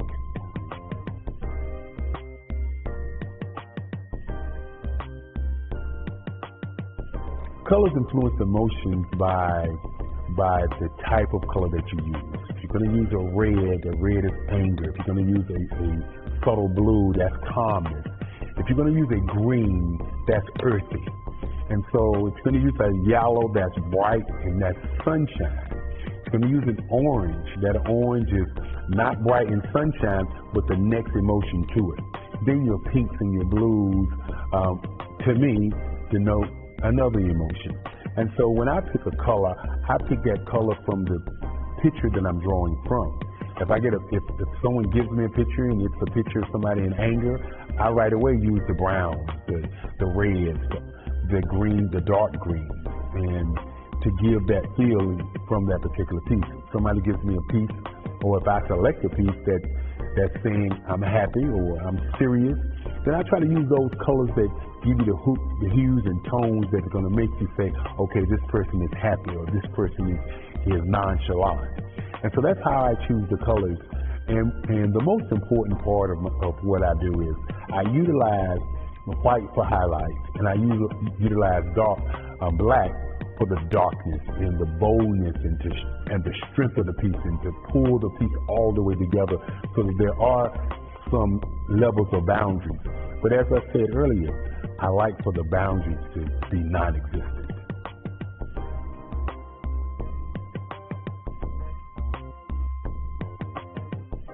The biggest challenge for the Beyonce piece was to make sure that the lights in her eyes were right, and to make sure that her smile was right. You know, when you're drawing a piece of art, there are certain things that you want to do. One is you want to create a piece that people can enjoy, and then you want to do a piece that grasps the imagination of the people that's looking at it. And in the Beyonce piece, one of the things that was a challenge for me was to ensure that I didn't make her too happy and that I didn't put too many lights in her face. As I always say, if you put the right light in the face of a piece of artwork, that piece of artwork will look like the person that you're drawing.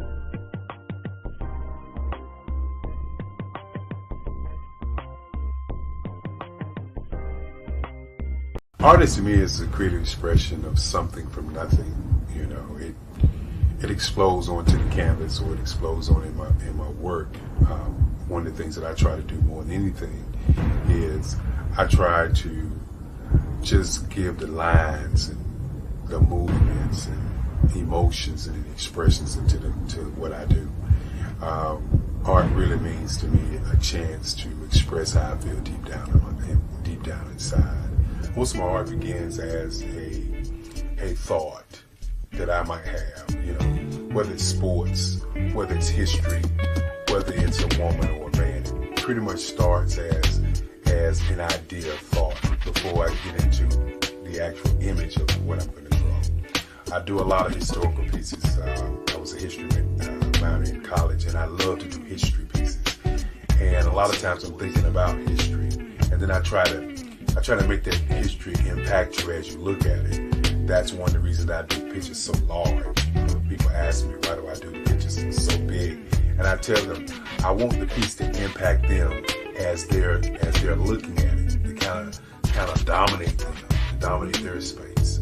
And most of my pieces I try to do off page. I don't try to do anything that's going to be in those four corners or in a square. And I want your imagination to be a part of the piece that you're looking at.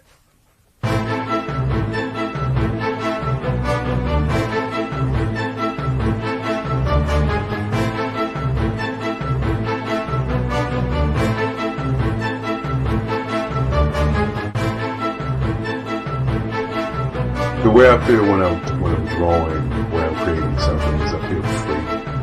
I feel like there's an anticipation of something that's going to come. I try not to draw first, I try to draw second. And what I mean by that is I try to allow myself to kind of get into the piece and just relax. Sometimes I miss time. I'll draw 2, 3 hours, sometimes 4 hours. And while I'm drawing, it's just a free. I just feel free. I mean, I feel like time stands still.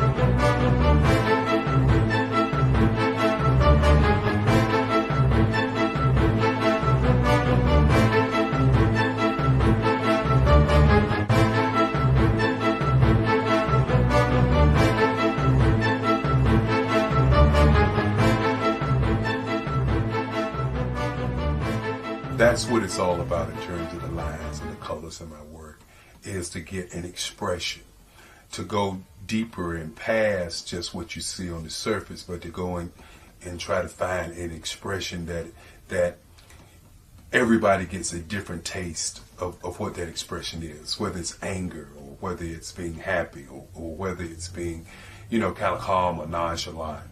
That expression that people take away from the piece is the most important part of what I do as an artist.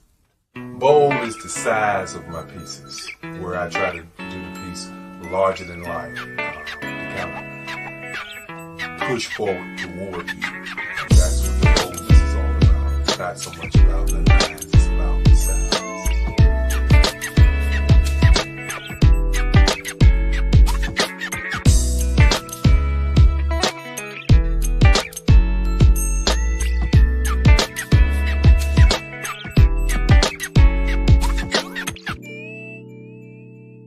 The Face of Change art show is inspired by my mother, but more importantly, it's a historical moment in time as the pieces depict different emotions and expressions of Barack Obama. The 44th president is indicative of the 44 pieces of art that I have done in this particular collection. When you begin to think about expressions and portraits, this is a portrait gallery of expressions of what transpired as Barack Obama ran for office. Some of the pictures are abstract and some are expressionistic. And I combine both of those forms of art to create this collection of art pieces.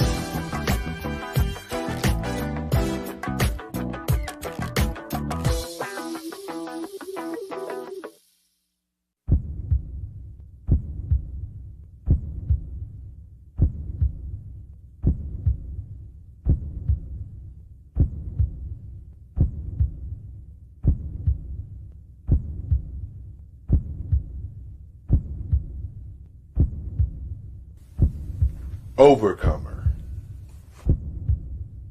brilliant, ambitious, motivated, awesome. Obama.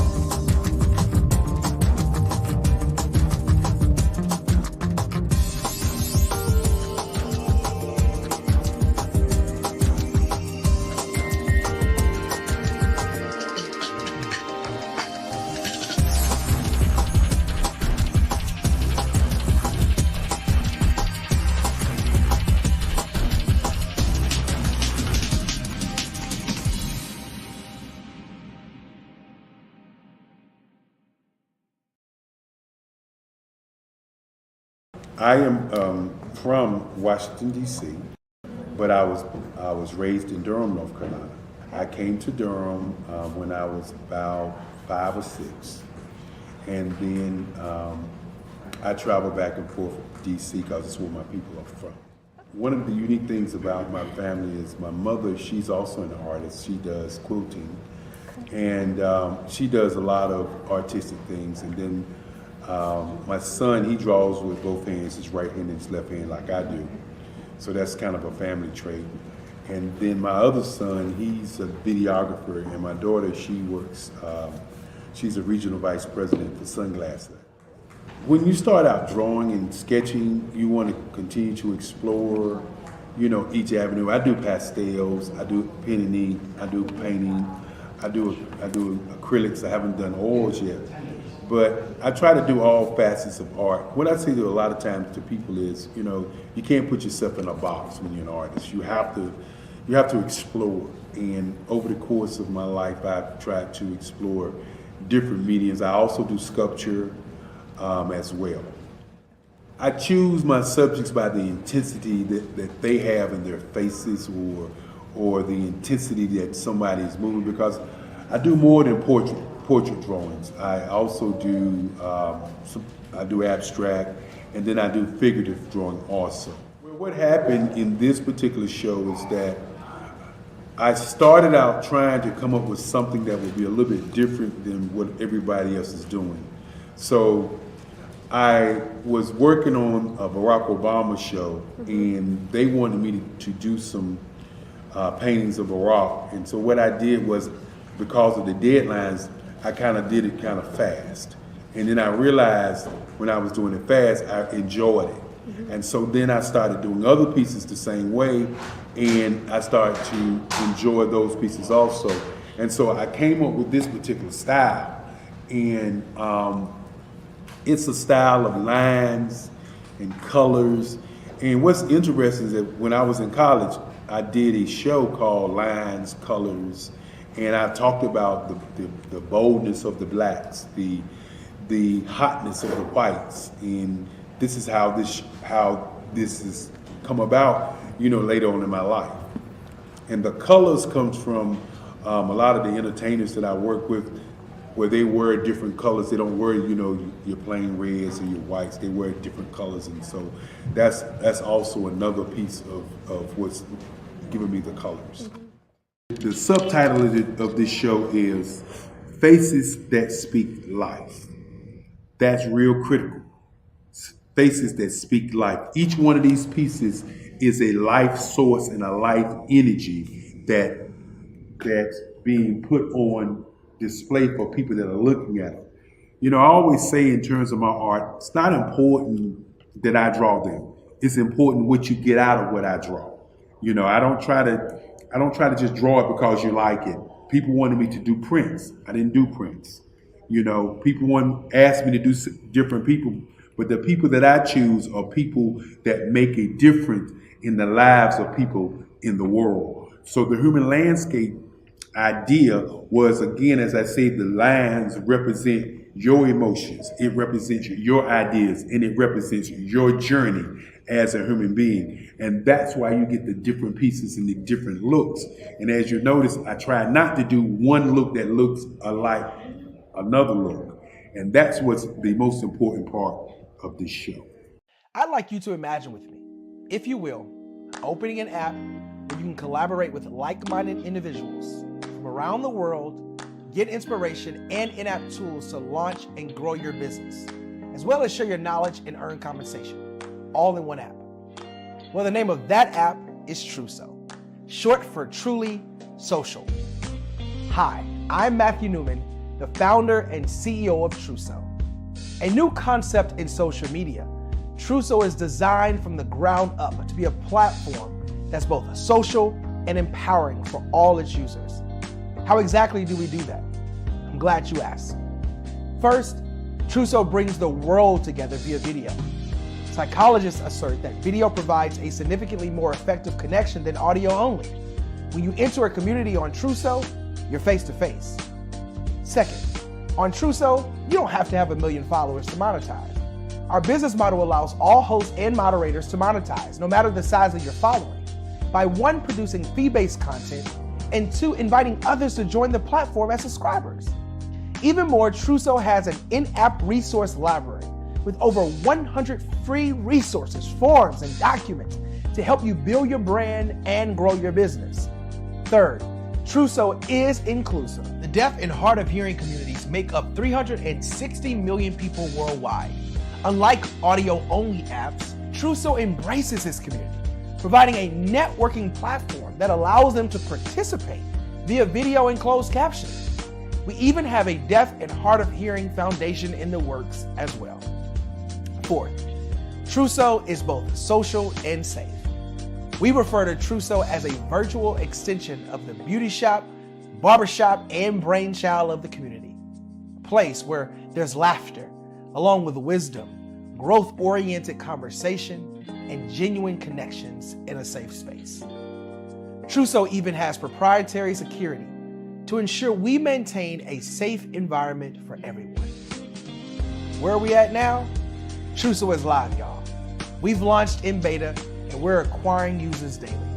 We have an incredible development and marketing team, plus amazing celebrity influencers at the table, helping us spread the word around the globe, beginning within the African diaspora and beyond by creating a safe space for growth, connection, and collaboration.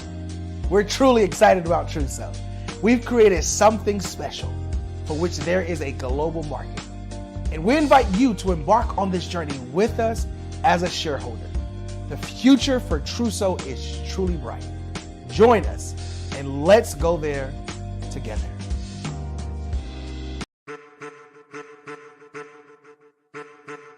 I am a child of the Most High God. He has gifted me in ways that I could not even imagine and didn't know.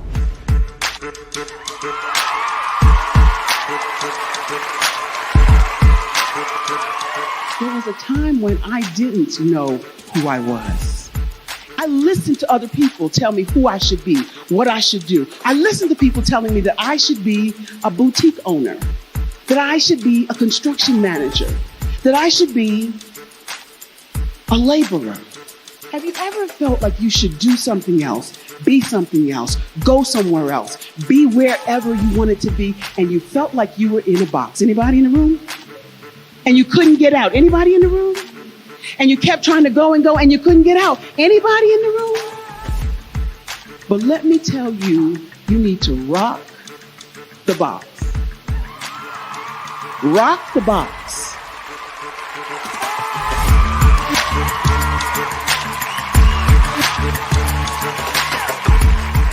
I am engaging, inspiring, and empowering.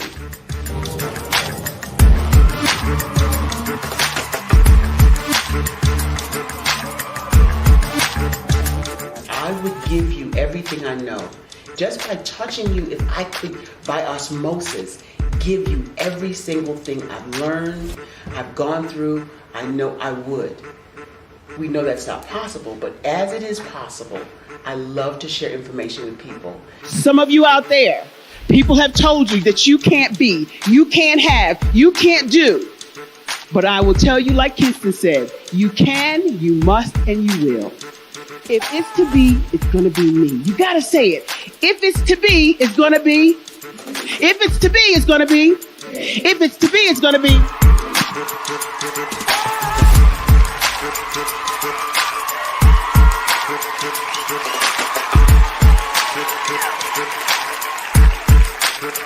Barbara is because she believed what her mama said about her and not what other people told her. Every day you wake up, when you're in a situation, it's your choice whether it's an advantage or the disadvantage. She gained her confidence and her life, and now she is a testimony. If I can help you elevate yourself, then I feel like I'm elevating my own self as well. What you know and I know together can change the world.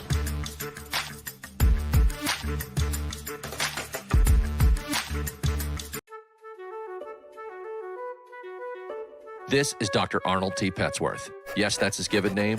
No, don't look into it. He's the owner of Petsworth Vet World, a veterinary clinic in Hopton, Connecticut. His patients include dog, cat, turtle, cat, turtle, frog, hamster, fish, Goldie?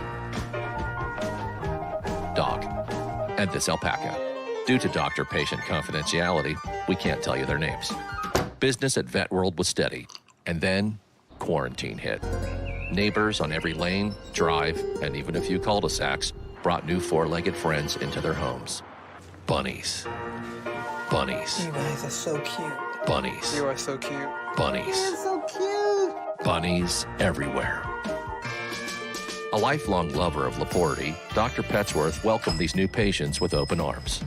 Hi, how you doing? How is she? Did you meet Jackie? Jackie, Barbara, Jackie?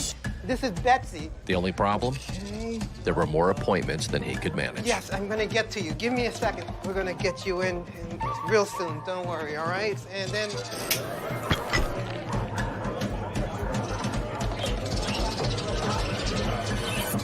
That's when Dr. Petsworth turned to his American Express business card, which offers flexible spending limits that adapt with his business. He decided to hire a new assistant, Julio, who's actually more of a bird guy. But that's just between us. And with the power to make big purchases in his hands, he used his card to furnish a new exam room with extra tail space. Together, Dr. Petsworth, Julio, and American Express Business made sure all the pets of Hompton got the love and care they deserved. All right, Julio, man, that was great, man. And everyone was happy. Especially these guys. Get the card built for business by American Express. Did you know women represent just 3% of Fortune 500 CEOs and less than 15% of corporate executives at top companies worldwide? Have you wondered what the secrets are to getting into the top ranks, whether in the private or public sector? Do you want to figure out how to stop being held back in your career or passed over for promotion? Then you're in the right place. Hi, I'm Dr. Madeline Ann Lewis, President and CEO of the Executive Women's Success Institute. I have decades of experience in the military, the federal government, and corporate America, and my mission is to help women succeed and tap into their full potential. I want to reach 1 million plus women around the world to become the leaders they are meant to be. So if you want to move into a management or executive level position, or maybe you are a female veteran transitioning out of the military into business entrepreneurship, then reach out to the Executive Women's Success Institute at 301-693-3284. Let us get you on the fast track to success.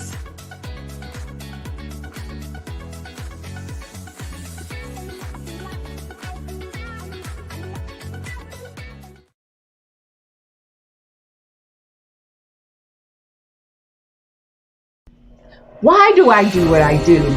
You know, my life coach asked me that a few years ago. And she said, Tony, what's your why? And I told her, and she said, girl, you've already accomplished that. Perhaps you need a new why. Hi, Tony Harris, Amy Hoydu with Say It Said Marketing, one of your students. And just wanted to say thank you, Tony Harris, for spending so much time with me and giving me that boost in my business that I so drastically needed.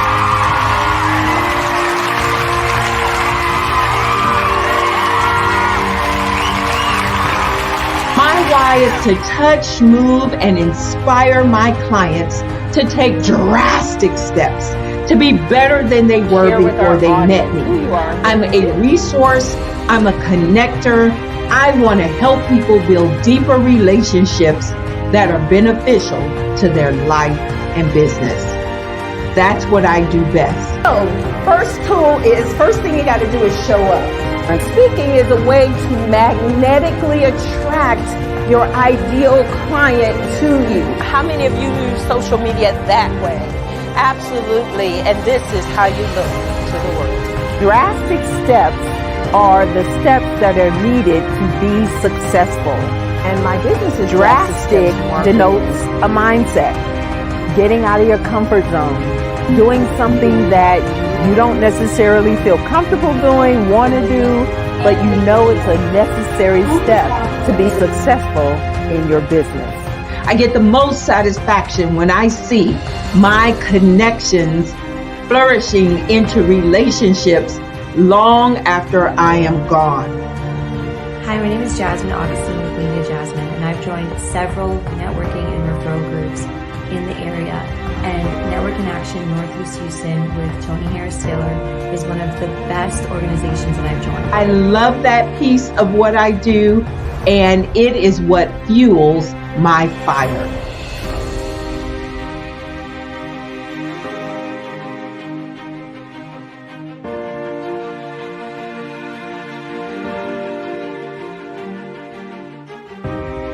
My name is Tony Harris Taylor, saying take a drastic step today for a fantastic tomorrow.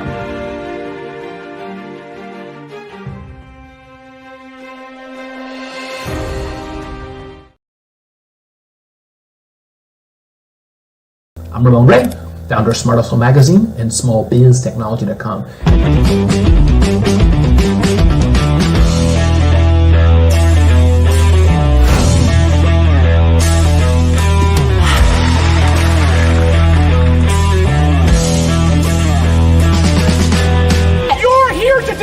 To celebrate small business success, stand up on your feet. You rocked the house. Hey, thank you. It was amazing. Didn't we learn? For me, success comes from failure. One thing not to do is shake somebody's hand like this.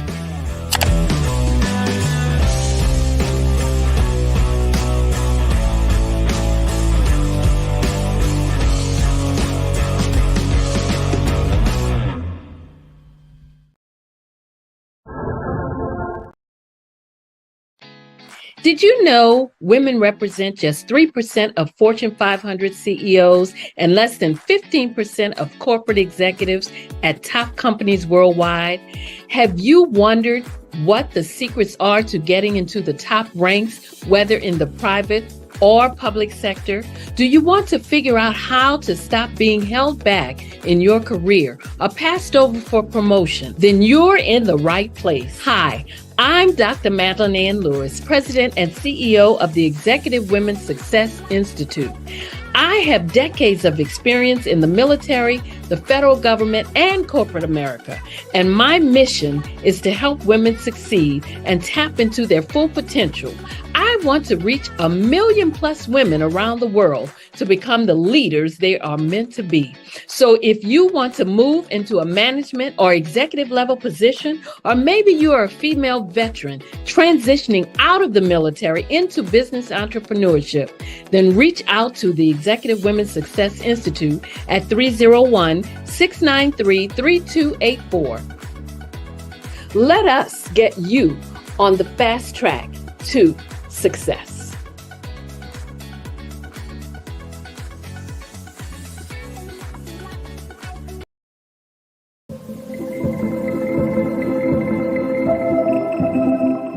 Design is human.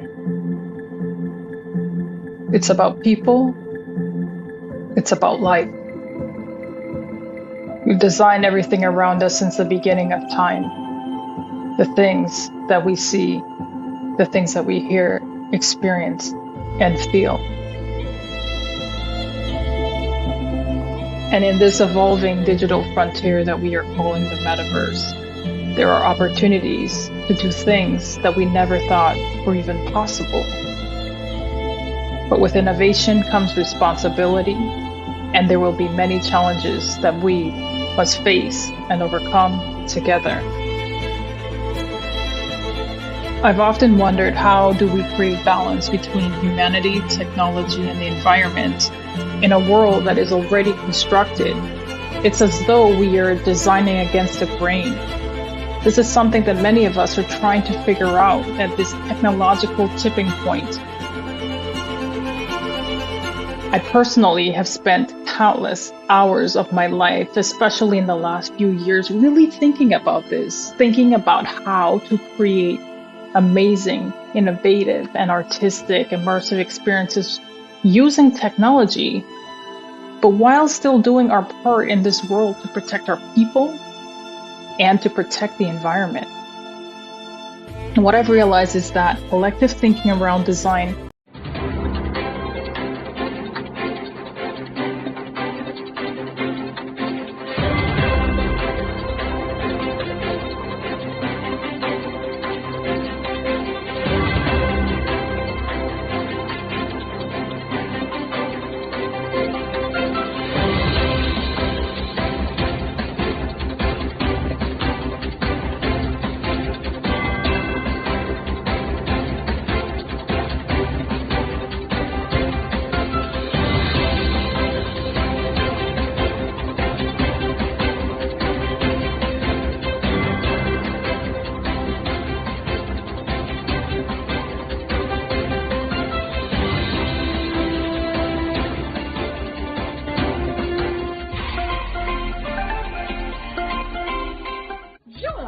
Dr. Eric Kelly III and a host of phenomenal speakers from all around the globe for this 7-day virtual event that you don't want to miss. The mission of the Black Business Expo is to raise scholarship money from kids all the way from high school all the way from college. The Black Business Olympics is one of the largest Black business showcases in the world. It is an opportunity for businesses and companies to showcase their businesses globally. We are going to be giving away laptops up to $5,000 away to students. Again, I'm Olivia Appleberry, the founder of 2 Cents Finance and one of the speakers for the expo. I am so excited to see you there. For more info, go to www.blackbusinessexpousa.com or call 919-308-9090 and hope to see you there. I am Black Business. From the moment I wake until the time I sleep. Yes, I am Black Business. I am Black Business. Tell me, are you Black Business? I am Black Business. Do you support Black businesses? Listen, I support Black business because I am Black Business. Black Business Expo. One of the largest business showcases in the history of Black business in the world. The world! Sign up today at www.blackbusinessexpousa.com or call 919-308-9090. I am Black Business. I am Black Business. From the moment I wake until the time I sleep, I am Black Business. I am Black Business. Are you Black Business? I am Black Business. Do you support Black businesses? I support Black business because I am Black Business. Black Business Expo, one of the largest business showcases in the history of Black America in North Carolina. Sign up today at www.blackbusinessexpousa.com or call 919-380-9090. I am Black Business. I am Black Business. From the moment I wake until the time I sleep, I am Black Business. I am Black Business. Are you Black Business? I am Black Business. Do you support Black businesses? I support Black business because I am Black Business. Black Business Expo, one of the largest business showcases in the history of Black America in North Carolina. Sign up today at www.blackbusinessexpousa.com or call 919-380-9090. I am Black Business. I am Black Business. From the moment I wake until the time I sleep, I am Black Business.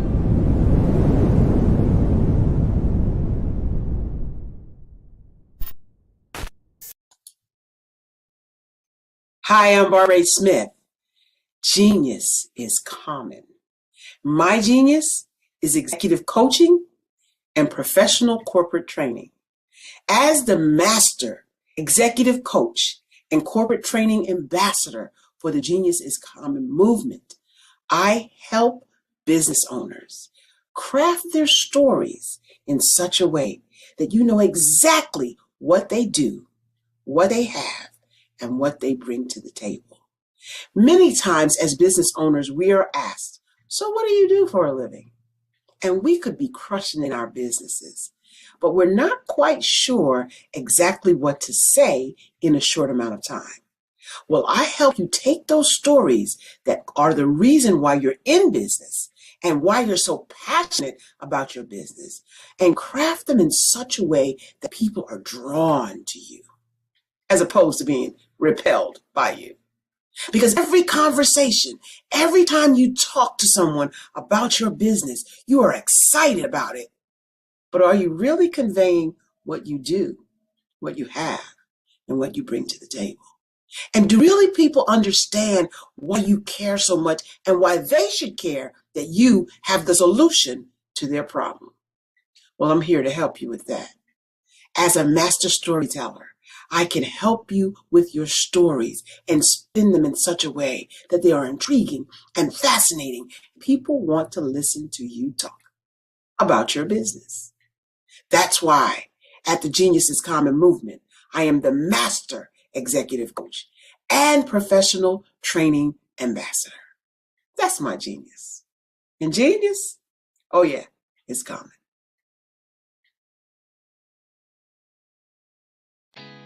Did you know women represent just 3% of Fortune 500 CEOs and less than 15% of corporate executives at top companies worldwide? Have you wondered what the secrets are to getting into the top ranks, whether in the private or public sector? Do you want to figure out how to stop being held back in your career or passed over for promotion? Then you're in the right place. Hi, I'm Dr. Madeline Ann Lewis, President and CEO of the Executive Women's Success Institute. I have decades of experience in the military, the federal government, and corporate America, and my mission is to help women succeed and tap into their full potential. I want to reach 1 million plus women around the world to become the leaders they are meant to be. So if you want to move into a management or executive level position, or maybe you are a female veteran transitioning out of the military into business entrepreneurship, then reach out to the Executive Women's Success Institute at 301-693-3284. Let us get you on the fast track to success.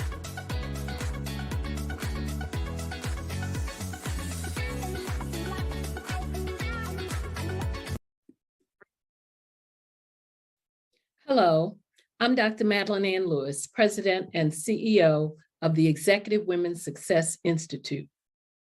And my genius is helping women accelerate the path to success. You know, I was blessed to have strong women in my life who encouraged, motivated, and pushed me to do my best and to never even think about giving up on my dreams.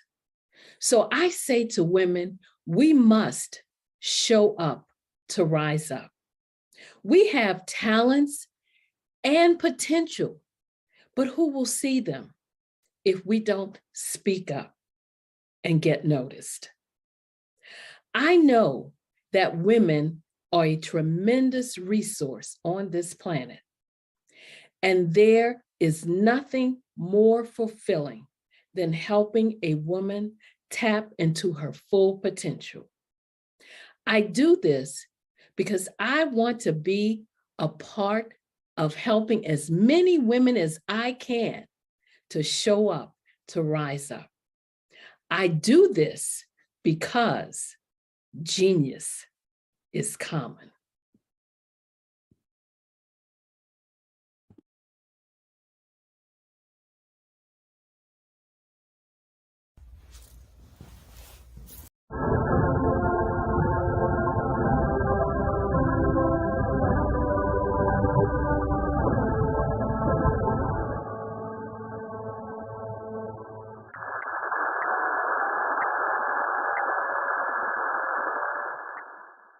You see the career opportunity.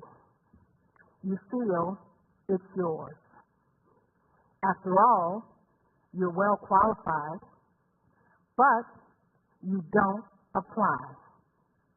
You feel stuck and can't move forward in your career. I've learned as a 10-year career strategist, we must learn how to show up. To show up, we will rise up.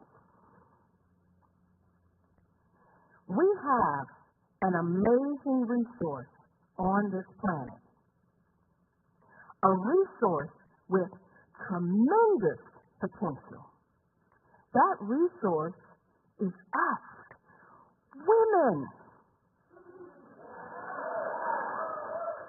Far too many of us, when we want to rise up and advance in our careers,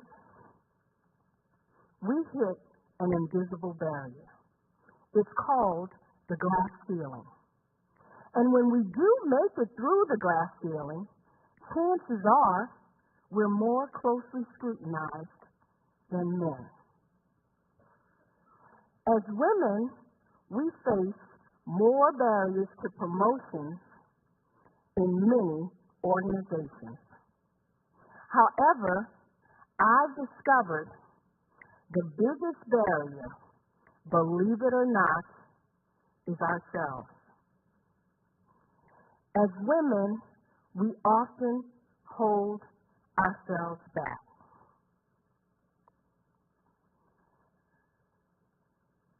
We are not rising up and tapping into our full potential for 3 reasons.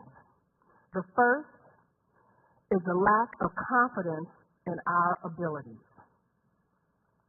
As women, we hold ourselves back when we make career decisions based on what ifs.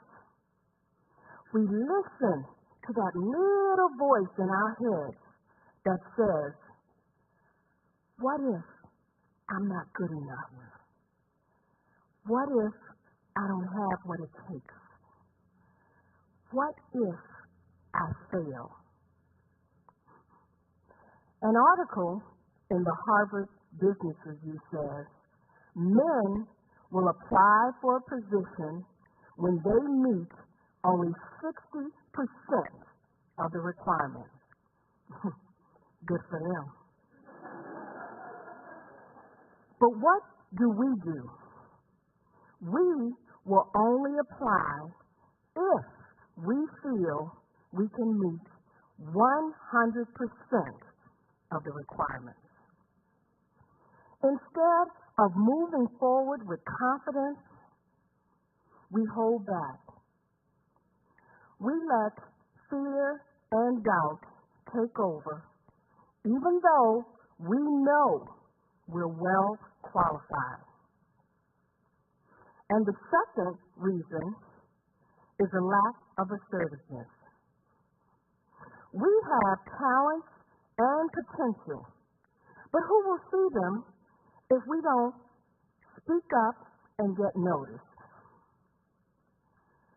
When we join a meeting, we often sit in the back or to the side. When we could assert ourselves, we don't. We shrink back. We let others interrupt us or say nothing when other people take our ideas. When we do speak up, we express ourselves with uncertainty, saying things such as, I'm not sure if this is relevant.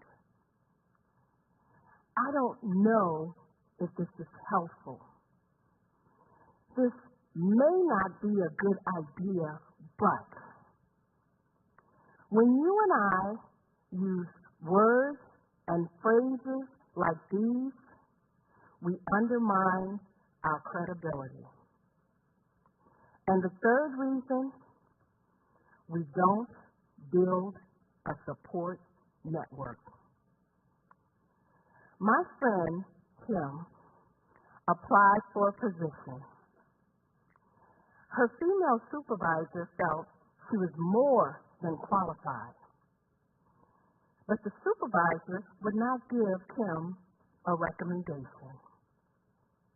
The supervisor felt it would look too much like favoritism. To me, this just looked like one woman who would not reach back and help another woman. If we want to rise up, we must learn to support each other. We need to show up to rise up. Showing up means taking responsibility for your own career path.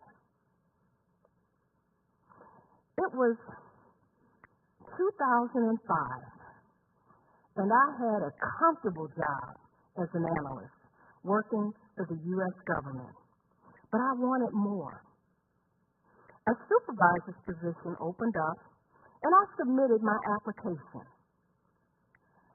I tried to find out as much as I could about who was applying, what were my chances. I discovered that 2 men were applying for the same position. I also discovered that neither of these men had the qualifications that I had. But I was optimistic because one of the women on the interview panel told me that she would support me.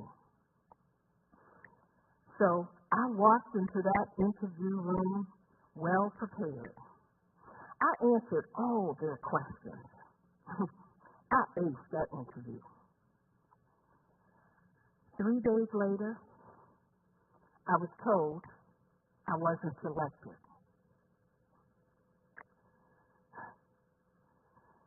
Not only did they select the least qualified one, they selected someone who didn't even belong to the organization. I was shocked.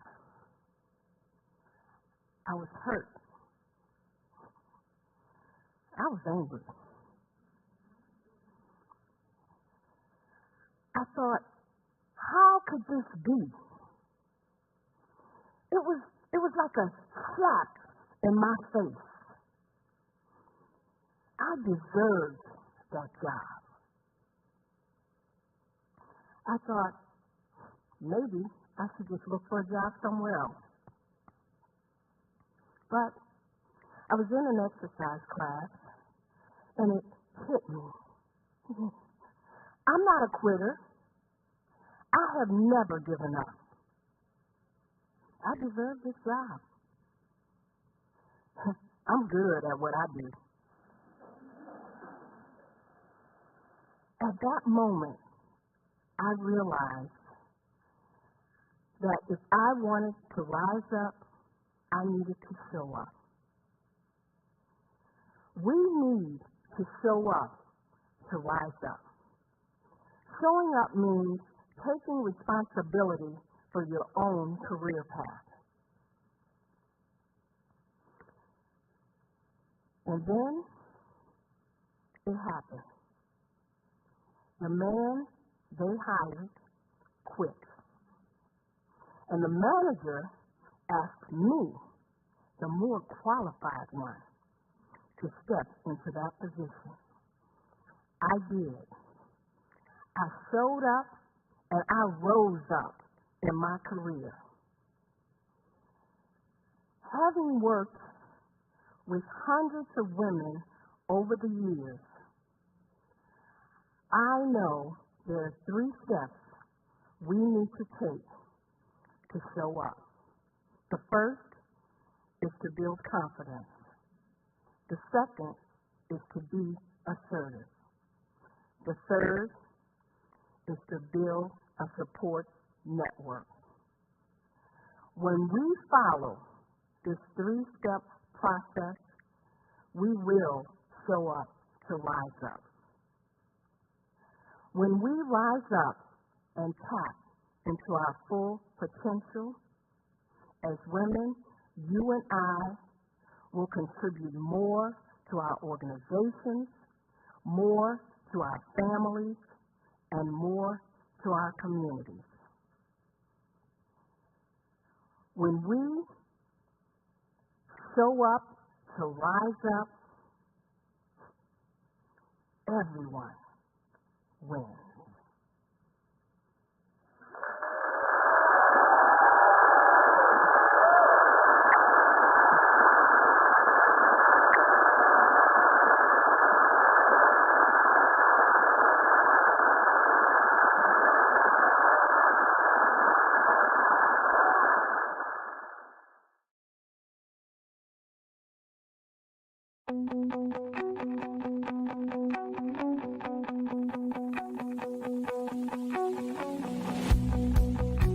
I am Black business. From the moment I wake until the time I sleep. Yes, I am Black business. I am Black business. Tell me, are you Black business? I am Black business. Do you support Black businesses? Listen, I support Black business because I am Black business. Black Business Expo, one of the largest business showcases in the history of Black business in the world. The world! Sign up today at www.blackbusinessexpousa.com or call 919-308-9090. I am Black business.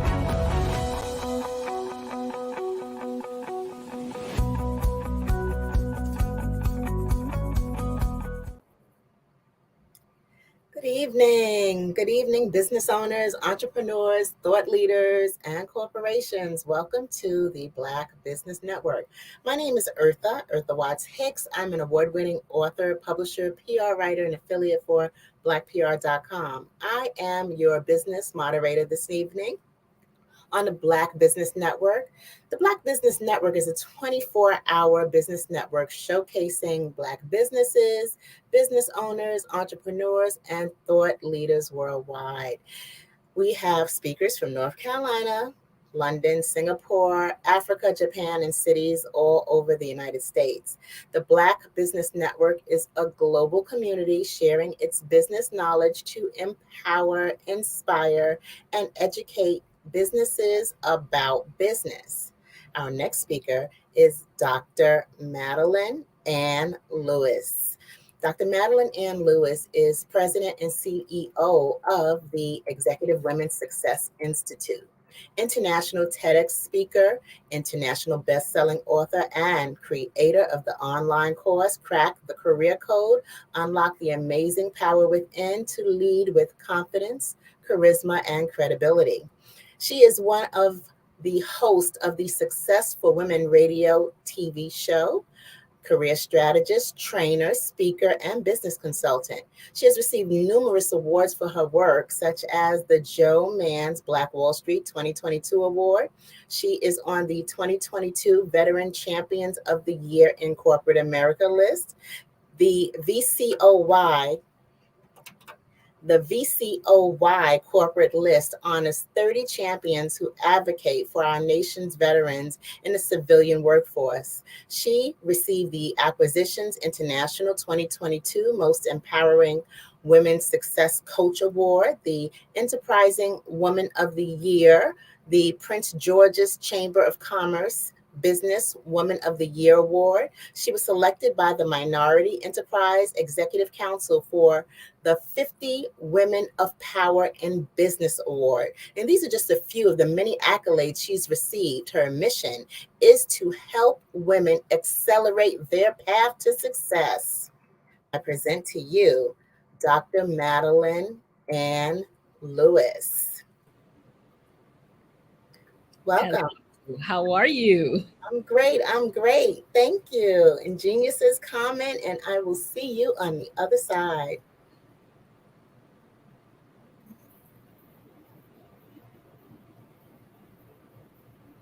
Okay, I thought you. I'll say that one more time. Thank you again. Well, you can ask me some questions if you like, because I thought, yeah, go ahead. Okay, well, that's wonderful. You know what? I'll ask you some questions. Now, You have such an illustrious background. Where did you begin? Wow. The beginning. It all started, to believe it or not, when I got laid off from my position with a position that I had, when I was very young. I was working for South Central Bell in New Orleans. And they decided, of course, that they needed to lay some people off. And I happened to be in that number of people that they were going to be laying off. Now, the thing about that, if you recall back then, they had to diversify because, they had, I guess, kind of a monopoly on the telephone company business. So that's why we have all these different telephone companies now because of that. But the thing that really shocked me, and I tell you, that really changed my life, was the layoff, because I was laid off right after Christmas and right before New Year's. And I remember thinking, who in the world does that to a person?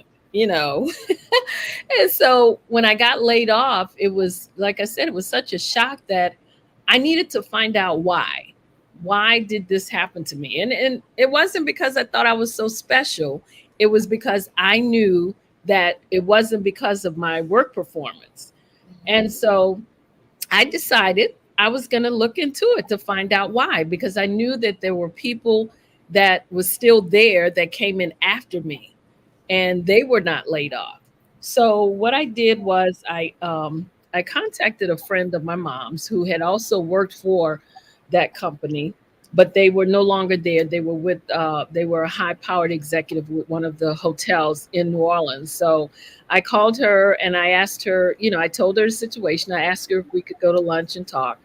And we did. And she asked me two questions when I, explained everything to her. She said, did you have a mentor? I said, no.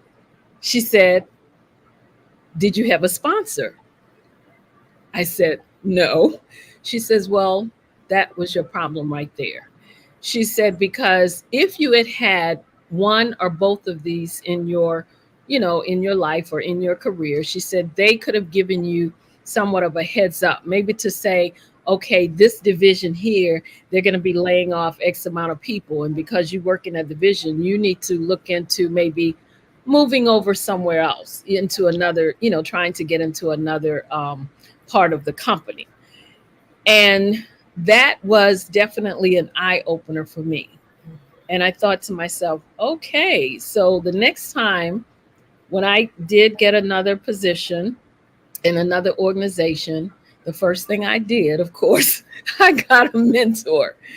And from there, that kind of changed the trajectory of my whole career, because what they say about mentors and having a sponsor, that person that could speak up for you when you're not in the room, that is so true. And because of that, I was able to, my career started moving along better than I had thought that it could. I mean, even when I was in the military, the same thing. I had mentors, and because of that, I was able to move and move and move. But then I also discovered that I had a lot of women coming to me when they started seeing that I was moving into these positions, moving continually, getting promoted, continually being assigned these different positions.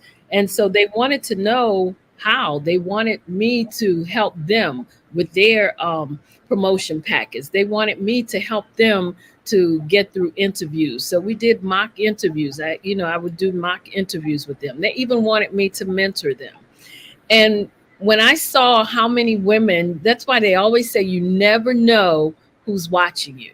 So you always have to make sure that you're doing what you need to do, or you're carrying yourself in a way that you need to that will make an impact on somebody else's life. And I did not realize that anyone was even noticing little old me, but because of the amount of women that started coming to me, that is what caused me to start my own business, because I decided, well, why just help these few when I could try and help women on a larger scale?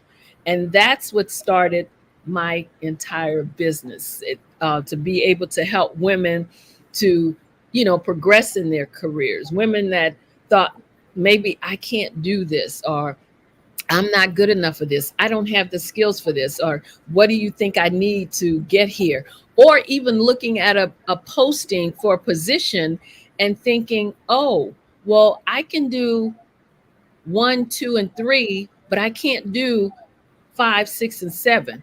And I'm like, apply for it anyway. Because one of the things that I also noticed in my entire career is that, and I say that in my TED talk, is that, men will apply for a position when they have on this 60% of the requirements. But a woman will look at that same posting and she will say to herself, oh, I can't, like I said, I can't do, I can do 1, 2, and 3, but I can't do 4, 5, and 6. So she feels she has to have 100% of the requirements before she will apply for that same position that a man will apply for with only 6, knowing that he does not have all the requirements for it. And, so these are the things that made me start doing what I do, just being able to help women to help them to move forward. Like I said, help them to progress in any way that I could. That is my number one passion. Like I said, helping women to accelerate the path to success. That is my motto. Mm-hmm. Now, why do you think women need to feel that we have 100% of the qualifications while men are okay with 60%? Well, it all goes back to the fact that you hear when a woman walks into the conference room, where does she sit? In the back or to the side?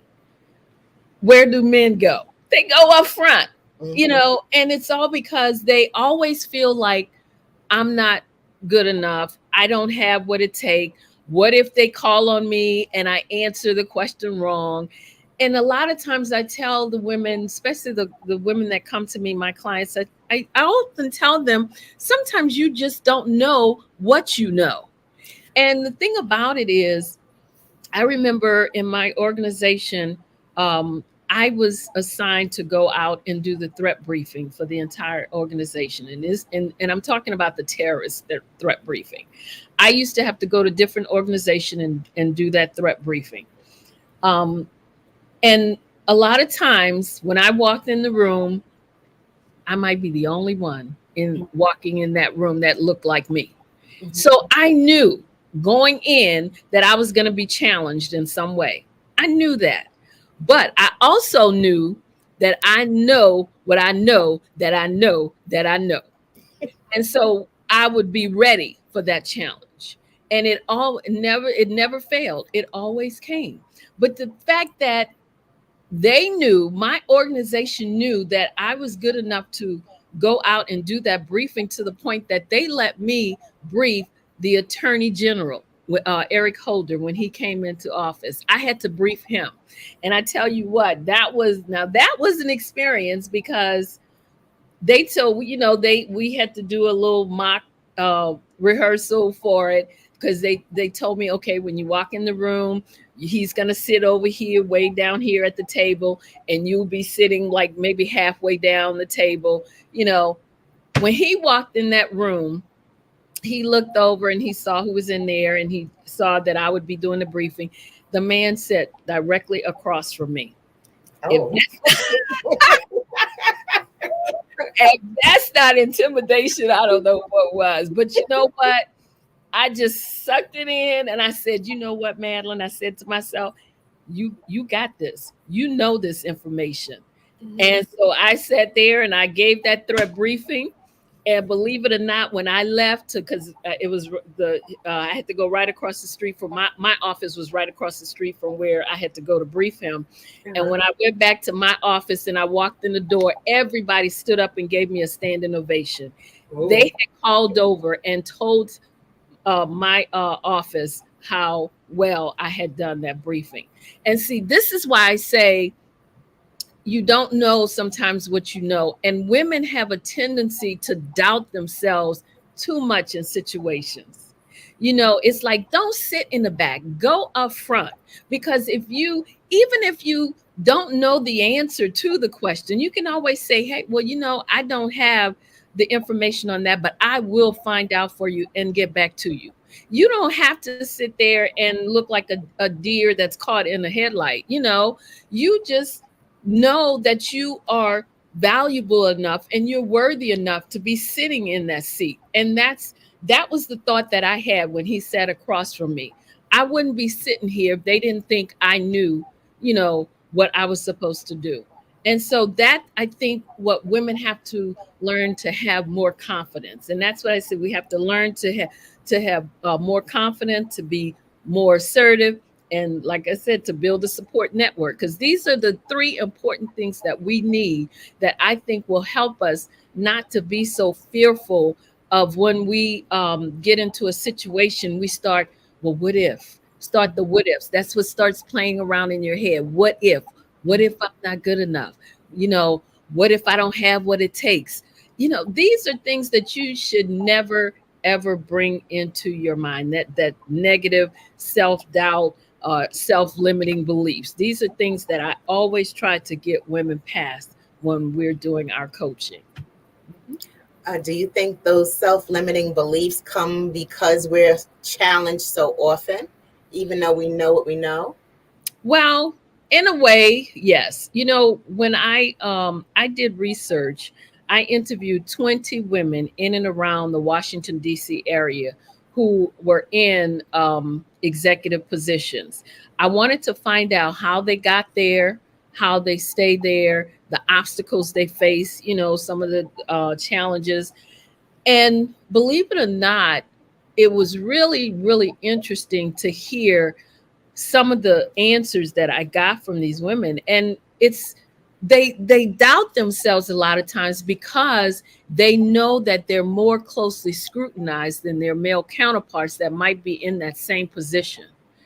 And so because of that, that's why sometimes they feel like they can't pull another woman up behind them, because I had them to actually say to me, because I don't want it to look like I'm being biased toward women if I'm only helping women up.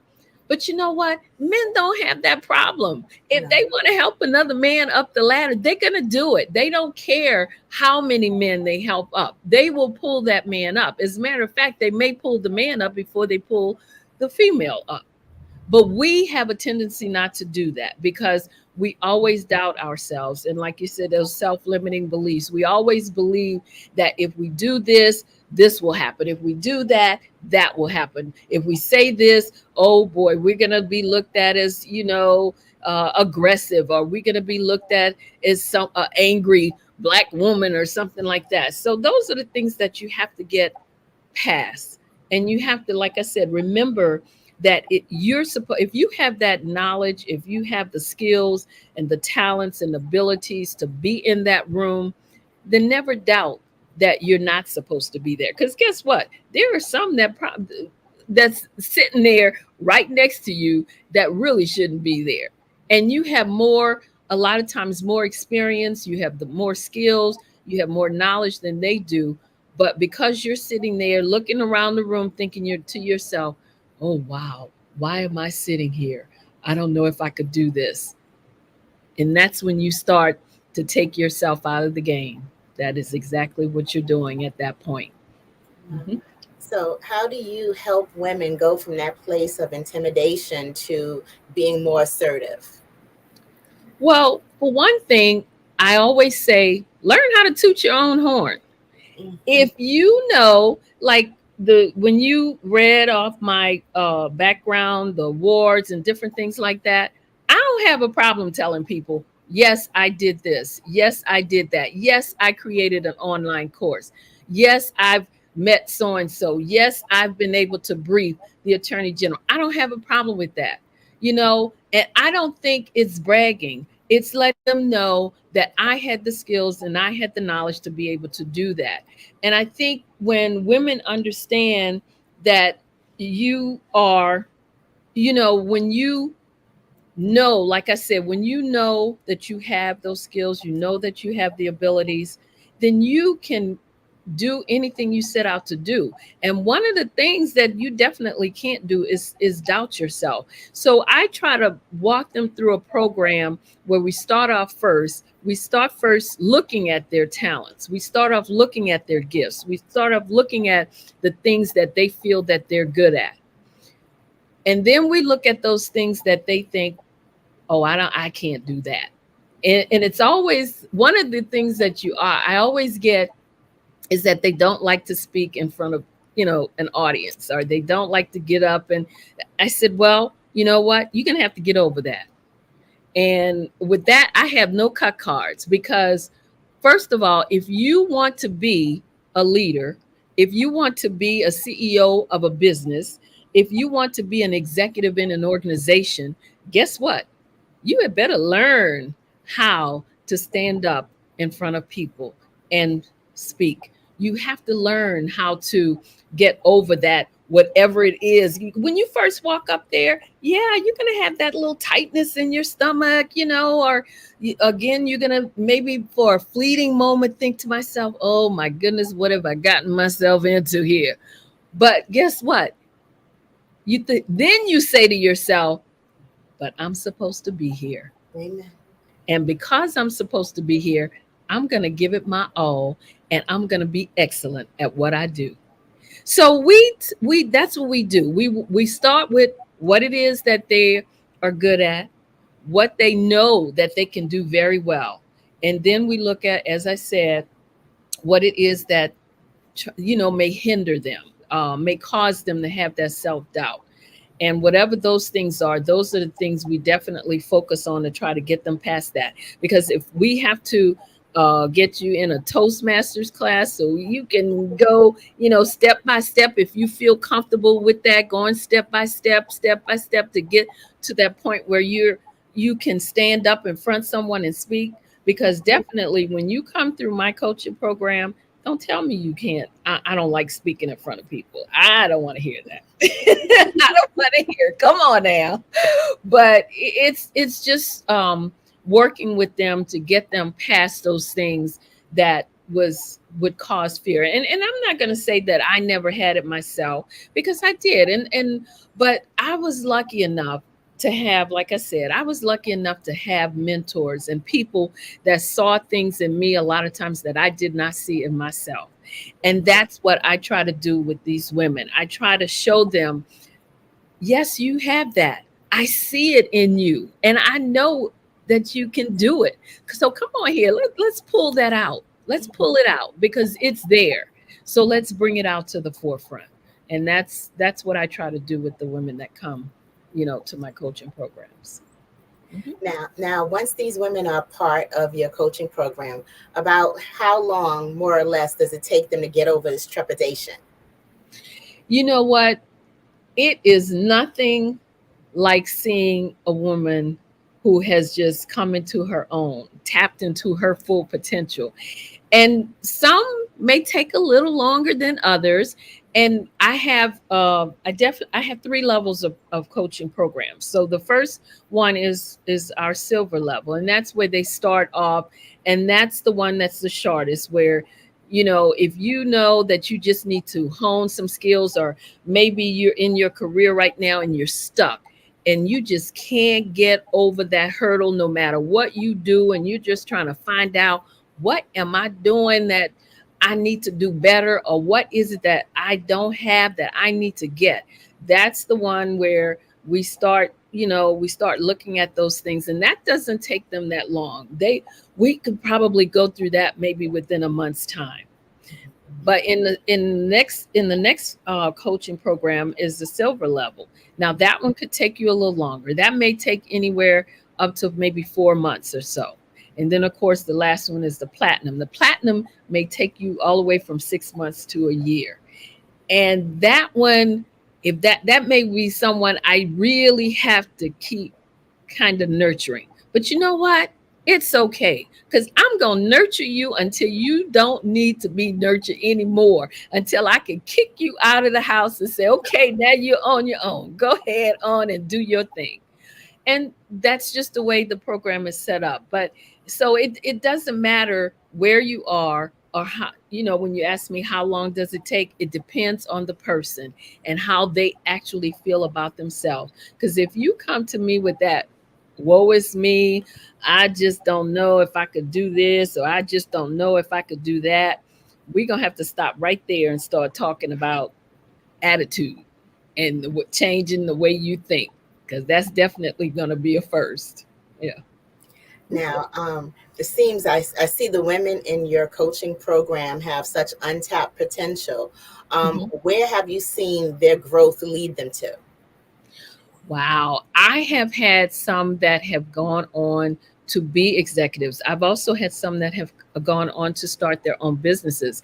And as I said, there's nothing better or more fulfilling than seeing something like that knowing that you've been a part of someone doing something great or doing something special. And when I especially when they send me something back, like a little comment, or call me up and say, oh, guess what, I just got this promotion. I had one of my clients, and speaking of someone who didn't want to stand up in front of a group of people, when she came to me, that's the way she was. And so I told her that they had asked her to put together, it was some kind of training that was going to be going on in her organization, and she was one of the people responsible for organizing everything and putting it together. So as she was talking to me about it, and we were discussing it, I asked her, I said, so where are you on the agenda? And she says, oh, well, I'm only supposed to be organizing it. I'm not on the agenda. I said, well, you're organizing it, and you're going to put yourself on the agenda. And we are going to discuss and talk about and practice and rehearse what you're going to be talking about on that agenda. And trust me, believe it or not, she did. And she stepped out of her comfort zone. Wow. And she spoke. And she said when she did, I guess she shocked so many people, because a lot of, her coworkers and they all knew that how intimidated she was about speaking in front of others.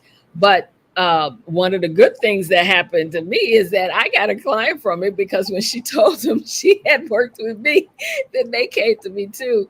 But when she told me that she literally stood there and she did that presentation, and when she was asked questions, she said she just remembered some of the things that I told her, that the answer to this. You've been doing this for X amount of years. How could you not know it?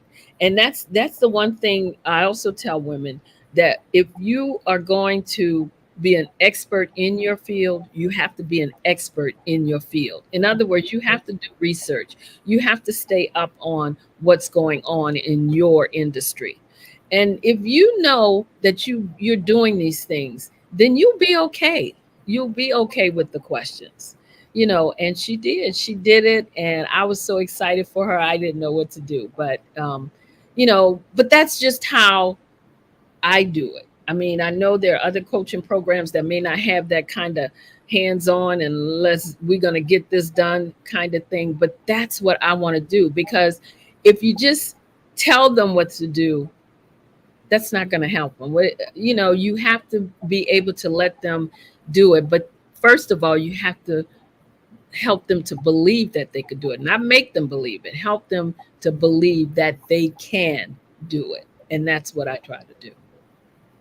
Now, are you helping them virtually or in person, or a combination of both? A combination of both. Before the pandemic, a lot of my training was in-person training. I used to travel a lot. I don't do as much of that, which I don't really want to. I traveled so much. Sometimes it tends to wear you out. So virtually now, I kind of love it. But every now and then I will do in person, depending on where and what it is. I'll do in person. So it kind of depends. But When we're doing my the group coachings that I have, those are usually virtual. I do those virtual. Yeah. And where are you located? Well, I'm in Maryland.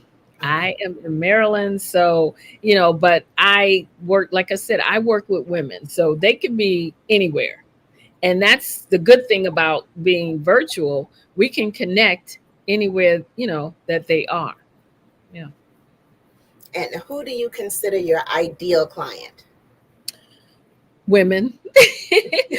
uh, my ideal client, in all seriousness, are women who want to excel.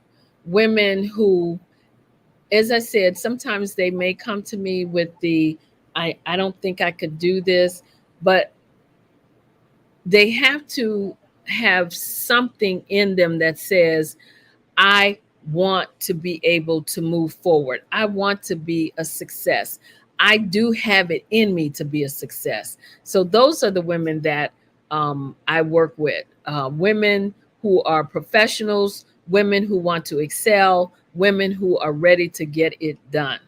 It doesn't matter who she is. It doesn't matter how old she is, as far as the professional, as long as she has that professionalism and she wants to succeed. Those are the women that I work with.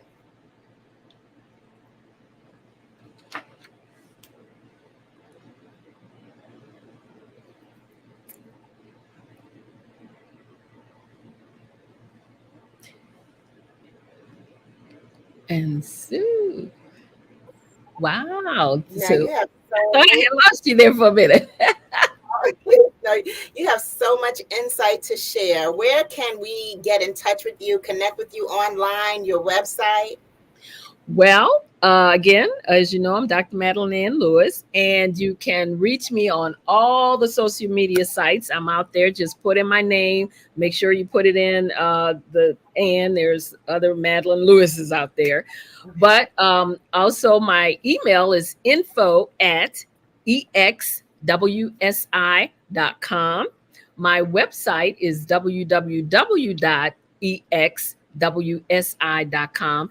And if they go to my website, make sure to download my free 3-part video series on 3 things every woman should do to position herself for executive leadership. Executive leadership. Thank you. That is amazing.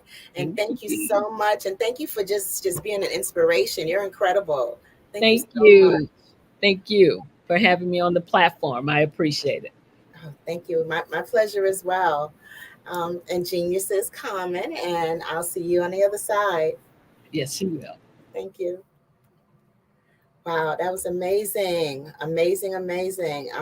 This has been a day full of information and resources and such resourceful spirits here, just sharing on how to grow your business. And it's amazing. Okay, the Black Business Expo's mission is to raise funds for high school seniors going to college or K through 12 entrepreneurs. The expo is a fundraiser for students. You may go to www.blackbusinessexpo.com to donate to the scholarship fund, or you can also access the Cash App, which is on the bottom of the screen, $,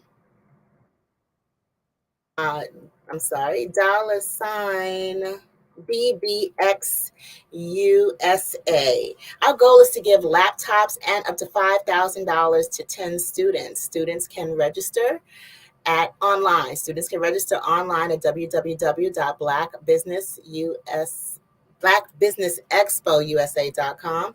Every dollar counts, so we want to remind you to donate to the scholarship fund. And we want to thank our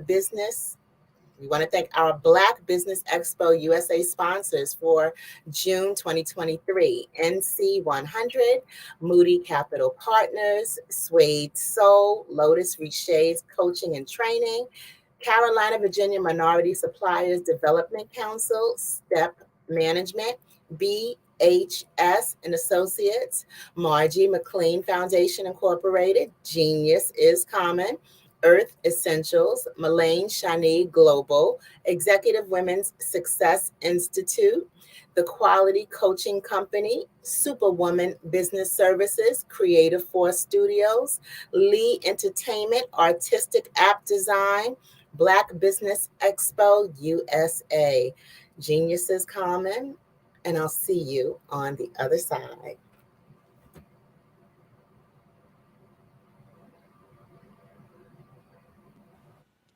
Hello, my name is Kiasi Helm and I'm 14 years old. I think my genius would probably have to be setting goals and achieving them. I say this because ever since I was young, I always wanted to be an author, and at age 11, I ended up achieving this. But not only did I end up becoming an author, I ended up becoming a public speaker, a publisher, a business owner, all these great things. The name of my business is Written by Kids Publishing Company. I decided to start this company because I thought it was important for me to help kids my age express themselves through literacy and just achieve their own goals. Because to me, achieving goals is the best thing in the world to feel.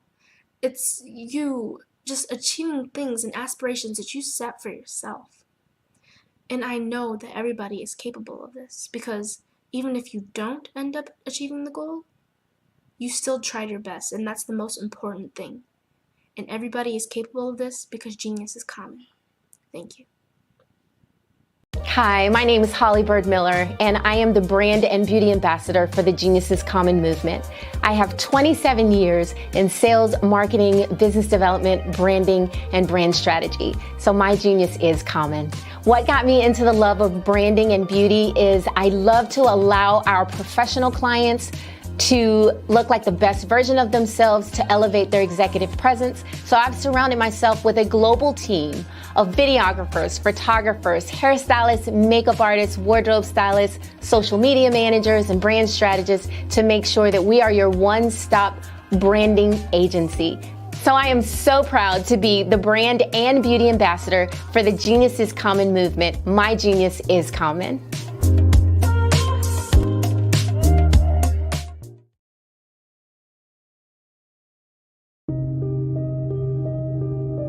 The Black Business Expo is changing my life. This year, they are giving away laptops and even $5,000 in cash to students just like me.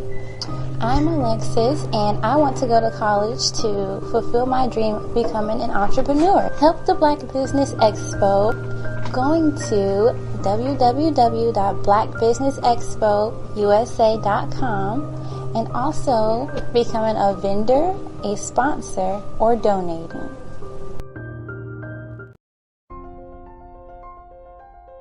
What if you could build your own city? A place where every child can find nurturing people to help them achieve their full potential. A place where every adult can access job training support. Where health education is abundant. Where social justice ruled the land. A place without limitations. Welcome. You have arrived at STEM City, USA. It is what every city should be. A safe and trusted community where you find people and resources to help you become everything you are and beyond. STEM City is unlike anything you have ever experienced. It is a digital twin of the world around you, only better. STEM City is about energy and soul renewal. It is more than a digital world. You can almost feel the power of live cultural events, music, and theater. STEM City promises a better future for children with caring mentors and hands-on activities with dedicated tutors to support our youth. STEM City is your passport to a healthy lifestyle with weekly events addressing our community's many issues. STEM City is your financial well-being with helpful information on wealth management, career advancement, job training, and so much more. STEM City is the community you deserve. It is the city where your dreams can come true. STEM City USA, a place in the sky that is accessible to all who reach for the stars.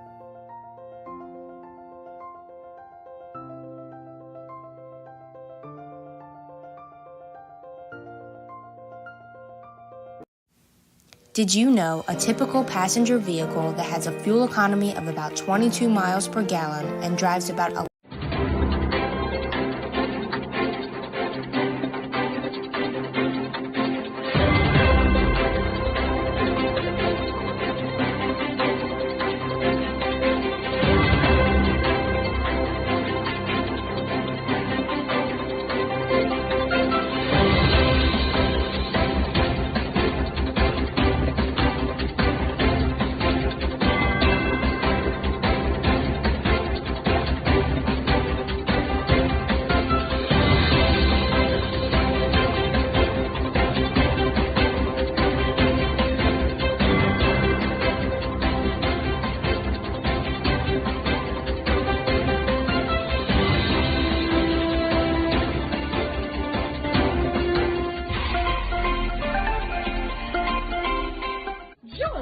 Dr. Eric Kelly III and a host of phenomenal speakers from all around the globe for this 7-day virtual event that you don't want to miss.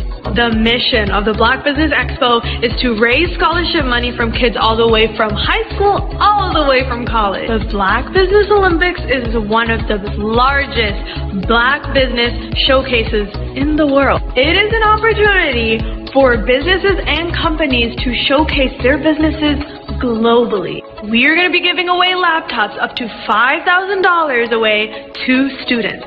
Again, I'm Olivia Appleberry, the founder of 2 Cents Finance and one of the speakers for the expo. I am so excited to see you there. For more info, go to www.blackbusinessexpousa.com or call 919-308-9090 and hope to see you there.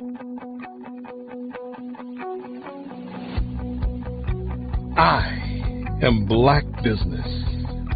From the moment I wake until the time I sleep. Yes, I am Black business. I am Black business. Tell me, are you Black business? I am Black business. Do you support Black businesses? Listen, I support Black business because I am Black business. Black Business Expo, one of the largest business showcases in the history of Black business in the world. The world! Sign up today at www.blackbusinessexpousa.com or call 919-308-9090. I am Black business. I am Black business. From the moment I wake until the time I sleep, I am Black business. I am Black business. Are you Black business? I am Black business. Do you support Black businesses? I support Black business because I am Black business. Black Business Expo, one of the largest business showcases in the history of Black America in North Carolina. Sign up today at www.blackbusinessexpousa.com or call 919-380-9090. I am Black business. I am Black business. From the moment I wake until the time I sleep, I am Black business. I am Black business. Are you Black business? I am Black business. Do you support Black businesses? I support Black business because I am Black business. Black Business Expo, one of the largest business showcases in the history of Black America in North Carolina. Sign up today at www.blackbusinessexpousa.com or call 919-380-9090. I am Black business.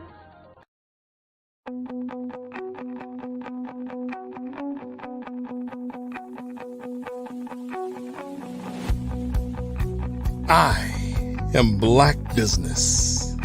From the moment I wake until the time I sleep. Yes, I am Black business.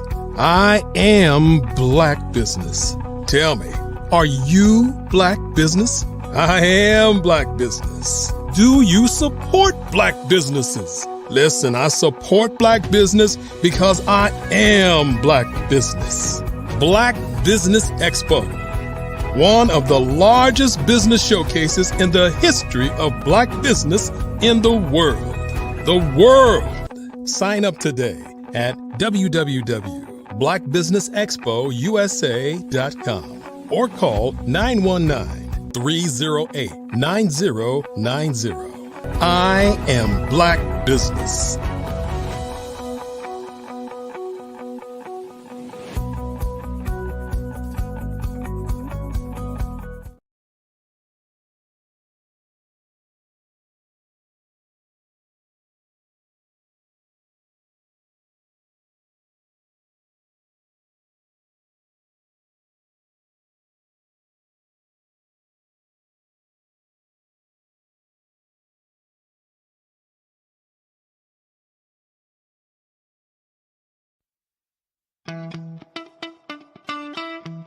How many times have you been asked to help someone you didn't even know? A student, a business entrepreneur? Or did you ever even ask, where did they end up? That business, that friend, that entrepreneur. Well, just maybe they ended up in a gang, bankrupt, homeless, or worse, dead. Maybe they turned to crime, drugs, and alcohol.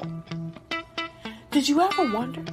Did you destroy their dream, or was your life always so easy? At the Black Business Olympics, we started a movement to help students complete. Give them hope and foster success. Help them to leave their dreams of providing laptops, computers, and up to $5,000 in scholarship funds. Today, we ask you to help a student, a business owner, or an entrepreneur to realize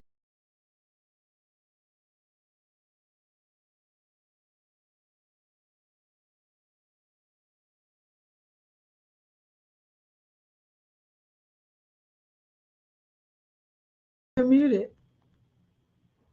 You're muted.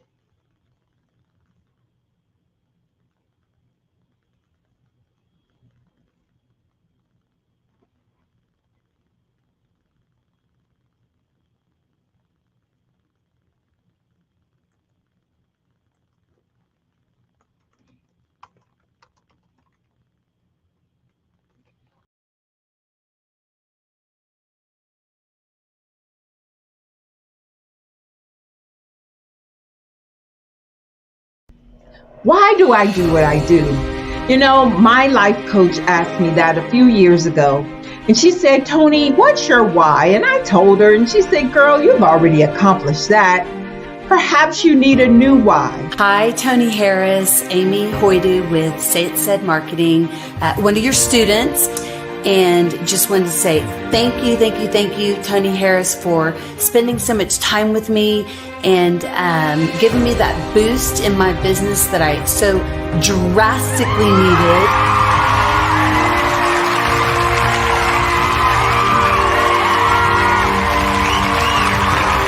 My why is to touch, move, and inspire my clients to take drastic steps to be better than they were before they met me. I'm a resource. I'm a connector. I want to help people build deeper relationships that are beneficial to their life and business. That's what I do best. So, first thing you got to do is show up. And speaking is a way to magnetically attract your ideal client to you. How many of you use social media that way? Absolutely. And this is how you look to the world.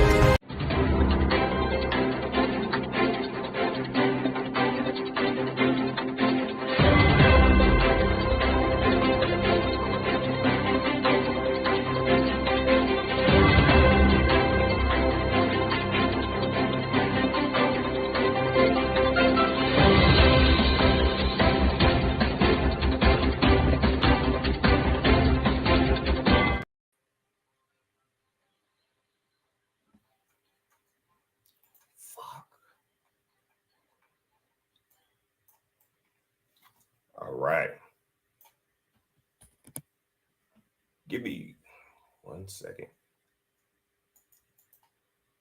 My bad. Let me cancel this. 1 second.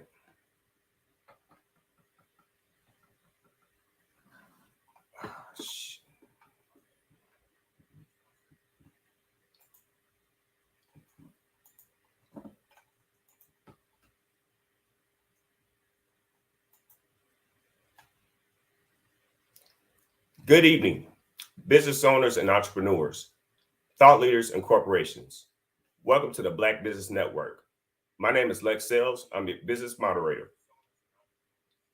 for this evening on the Black Business Network. The Black Business Network is a 24-hour business network showcasing Black businesses, Black business owners, entrepreneurs, and thought leaders worldwide. We have speakers from North Carolina, London, Singapore, Africa, Japan, and cities all over the United States. The Black Business Network is a global community sharing its business knowledge to empower, inspire, and educate businesses about businesses. All right.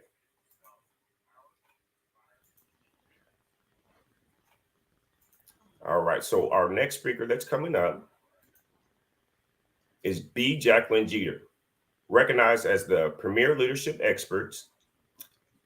B. Jacqueline Jeter is a highly sought after keynote speaker, best-selling author, and transformational growth strategist.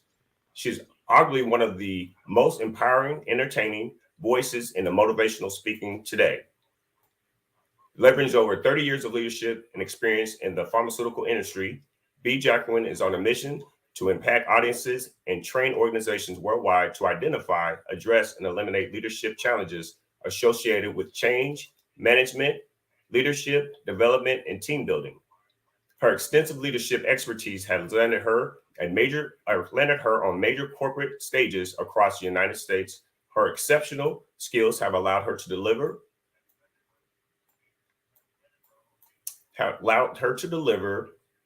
keynotes for some of the most prominent corporate organizations in the industry. B. Jacqueline is a compelling thought leader who champions the empowerment of women around the world, providing opportunities to build courage, confidence, and connections through workshops, resources, education, and coaching. In line with her passion for helping women succeed, B. Jacqueline founded Growth, Lead, and Prosper, a global personal and professional training and leadership development company focused on equipping women with the skills and strategies to conquer limited mindsets and to deter them from operating in their full purpose and full potential. Our speaker again is welcome Miss B. Jacqueline Jeter. Genius is coming, and I will see you on the other side. Thank you, Lex. Hi, everybody. My name is B. Jacqueline Jeter, and as he said, I'm a transformational growth strategist and mindset strategist.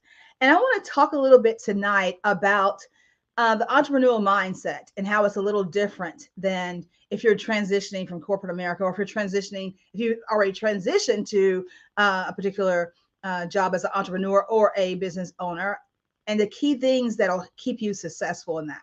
But first, I want to ask you a question. Think about this.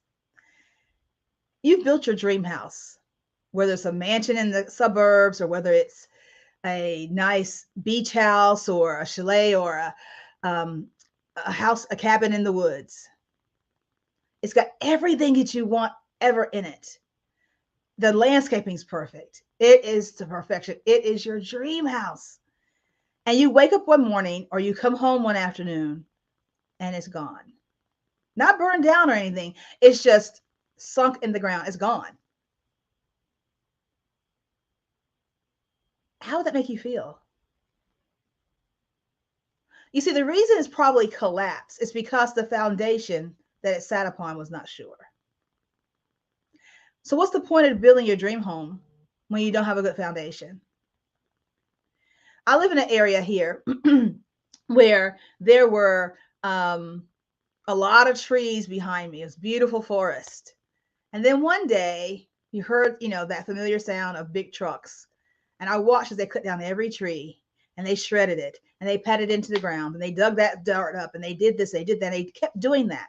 And I asked the guy one day who I could, sat on my deck, and I asked the gentleman one day, I said, why do you keep doing that? I mean, you're moving dirt from one side to the other, and you put it on this side, then you pat it down and you bring it back. And he goes, we're trying to get the ground ready to be able to receive the houses we're going to put back here, the foundations that we need to put back here to sit for the houses that are going to sit upon them.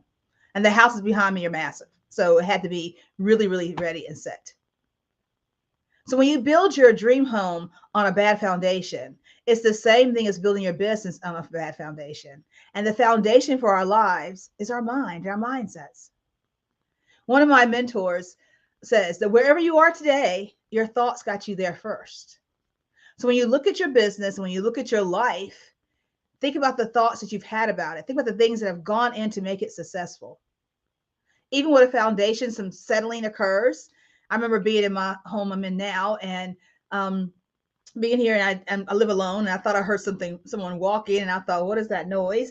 And I was talking to a friend of mine. They're like, it's probably your house settling.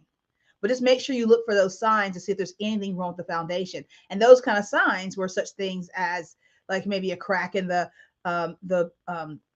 drywall, or maybe you put a pin on a desk and it rolls where wood shouldn't roll, or maybe you see some unevenness, or maybe a door doesn't just fully close. Those are indications there's maybe some things wrong with your foundation as it settles. And to have an entrepreneurial mindset, an entrepreneur is going to look at those things in their business to see where has their business start settling and where they need to do and come in and rectify some issues. So think about that. Your mindset is your foundation. You have to notice the signs when things go adrift. And it's not so much as it being dirt. It's the soil of our lives. Even the Bible tells us to renew our minds, right? So that's how powerful our mind is. It also tells us that as a man thinketh, so is he or woman. So whatever you're thinking, you become. So you have to have a strong mindset for entrepreneurial success. So that's why it's important to have a healthy mindset. The mind's a very powerful tool, and it ultimately determines who you are as a person. Also known as mindset, this thinking pattern or frame of mind that we have impacts how you make sense of the world as well as of yourself. How do you see yourself? So in other words, a mindset is a set of beliefs and thoughts which influence the way you handle any given situation. It pretty much dictates your personality, helping you to sort out what's going on around you and what you should do about it. Your life experiences and genetics also come together to frame your attitude and your beliefs. And since both have an important part to play in your mindset, it helps to know what these two factors are all about. So first off, your attitude is to something is how you feel about it, especially when it shows and how you behave. And so your attitude can have different components as well, such as emotional component or how makes you feel. But there's also that cognitive component, which is how what you think about the subject.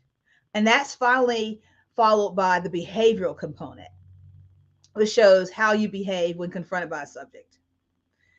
So our beliefs, think about this. Racism is a belief.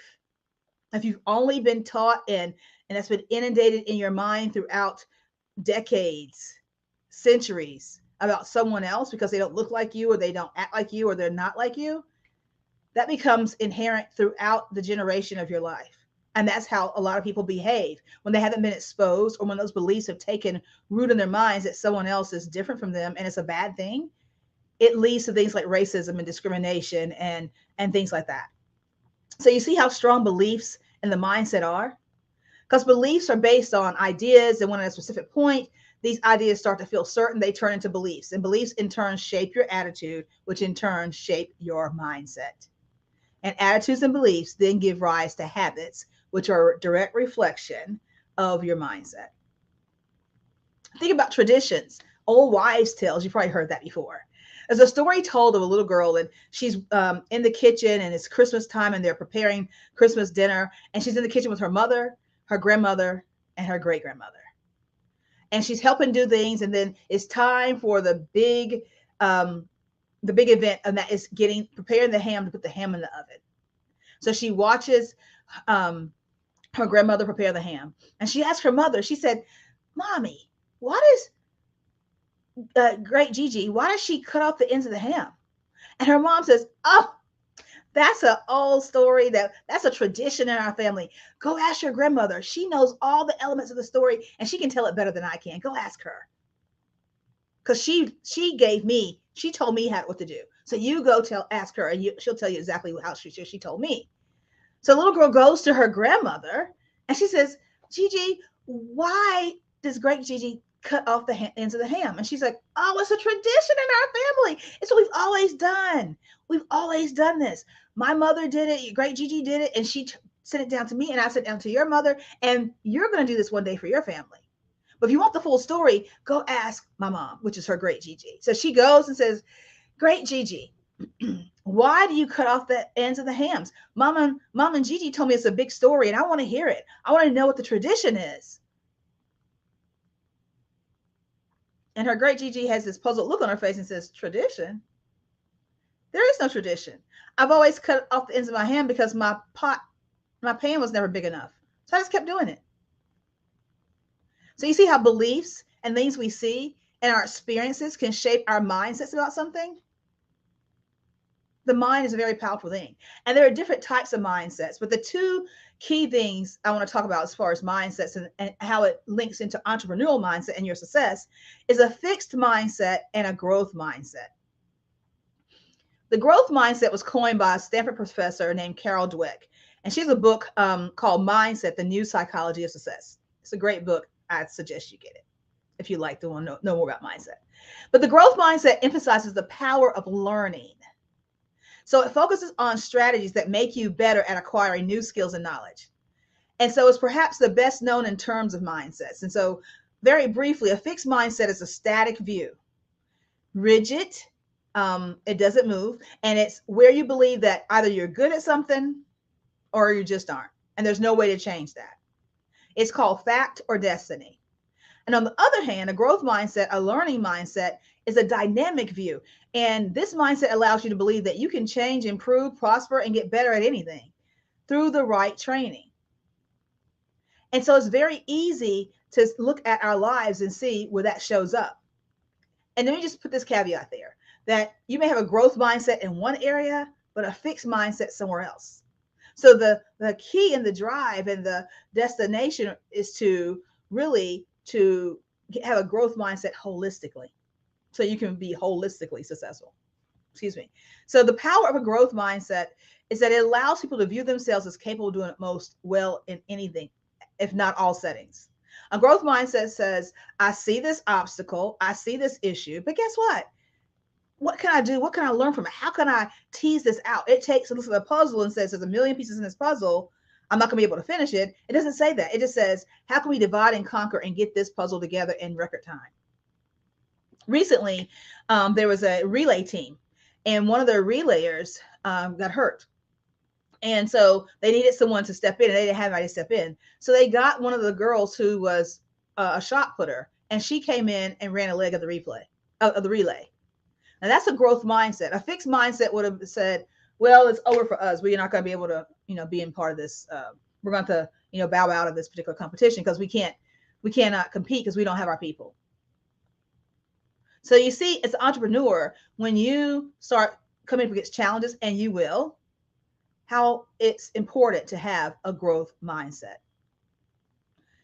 A growth mindset will take you places and get you to spaces that a fixed mindset never will. A fixed mindset is rigid. It does not give. So I'll get to some statistics in a minute about businesses, and you'll see even more so how it is important to have a growth mindset in business. So how can you improve your mindset? A growth mindset allows you to believe that your basic abilities can develop through hard work and dedication.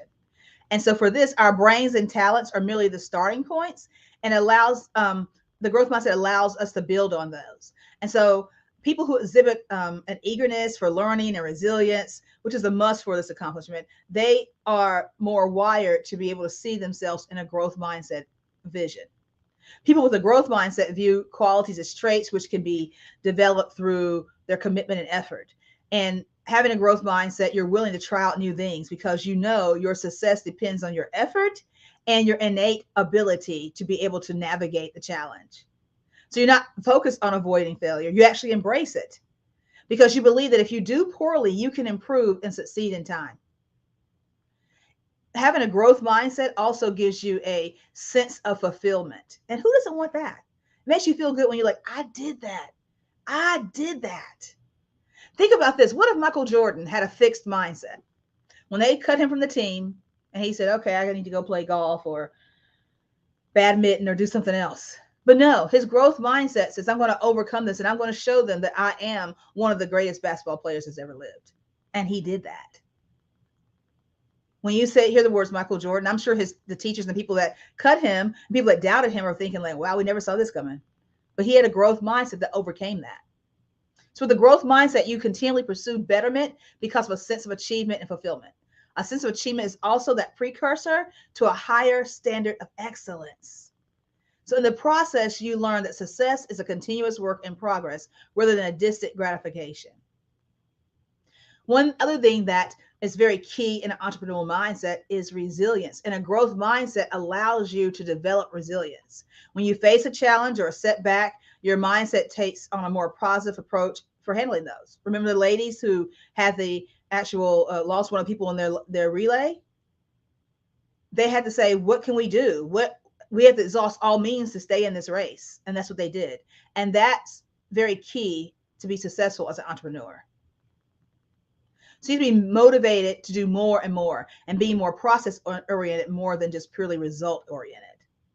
And so those people thrive in the process of doing things when it comes to a growth mindset. So perseverance, a growth mindset encourages perseverance. And so it actually demands perseverance, really. So the focus of a growth mindset is not to concentrate on what happens to you, but on what happens for you. Perseverance all means kicking fear and failure out the door. And when I think about that, the past about almost 2 years now, I was diagnosed with breast cancer. And when I first heard those words, it first kind of shook me for a minute, but then I had to kind of steady myself, refocus, and say, look, I'm coming out of this alive. I know what happened to some family members. I know what happened to friends, but it's not going to happen to me. I am coming out of here. I will live and not die. I'm coming out of this because my mindset was focused on living. And when I talked to my surgeons and talked to my physicians, one thing that my surgeon said to me, she said, you're already halfway there because of your mindset. We can give you every drug in the world, but if your mindset is not positive, you won't get through this journey. But since yours is, you're basically already halfway healed. You're just going through the process. So when you think about that in the terms of as a business owner, think about COVID. You may have had, you saw a lot of corporations shutter their doors. You may have even had a contingency plan. A lot of corporations and a lot of businesses and small businesses and large businesses and organizations did have a disaster plan, but we haven't been through a pandemic before. Nobody saw this coming. Usually disaster plan is for a few months, not for years. And so what it took was leadership having a growth mindset of how to navigate that. I know in the town that I live in, some restaurants have closed, but others said, you know what? We're not going to close. We're going to just shorten our hours and maybe shorten some of our days in the week that we're open. And they're still viable. And they're actually now picking back up to a better pre-COVID type pace. So having a growth mindset in business actually can save your business. And being resilient when things come will definitely save your business. Failure to find a solution usually opens an opportunity for you to work on your own skills and learn something new. So when people hit a wall, they'll actually make an excuse or simply give up. But someone with a growth mindset who has the resilience factor says failure is inevitable and I'm still going to achieve success. And they prepare themselves for that failure mentality. If this happens, then I'll do this. If this happens, then that does this. And that helps promote critical thinking. And when you talk about learning, making mistakes is a must because it forces you to identify where you made the mistake. Now, I love puzzles. I love puzzles. I love puzzles on the phone. I love like physical puzzles. And my sweetie's always looking at me like, what are you doing? I'm like, I'm working on this puzzle. Just give me a minute. Don't interrupt me.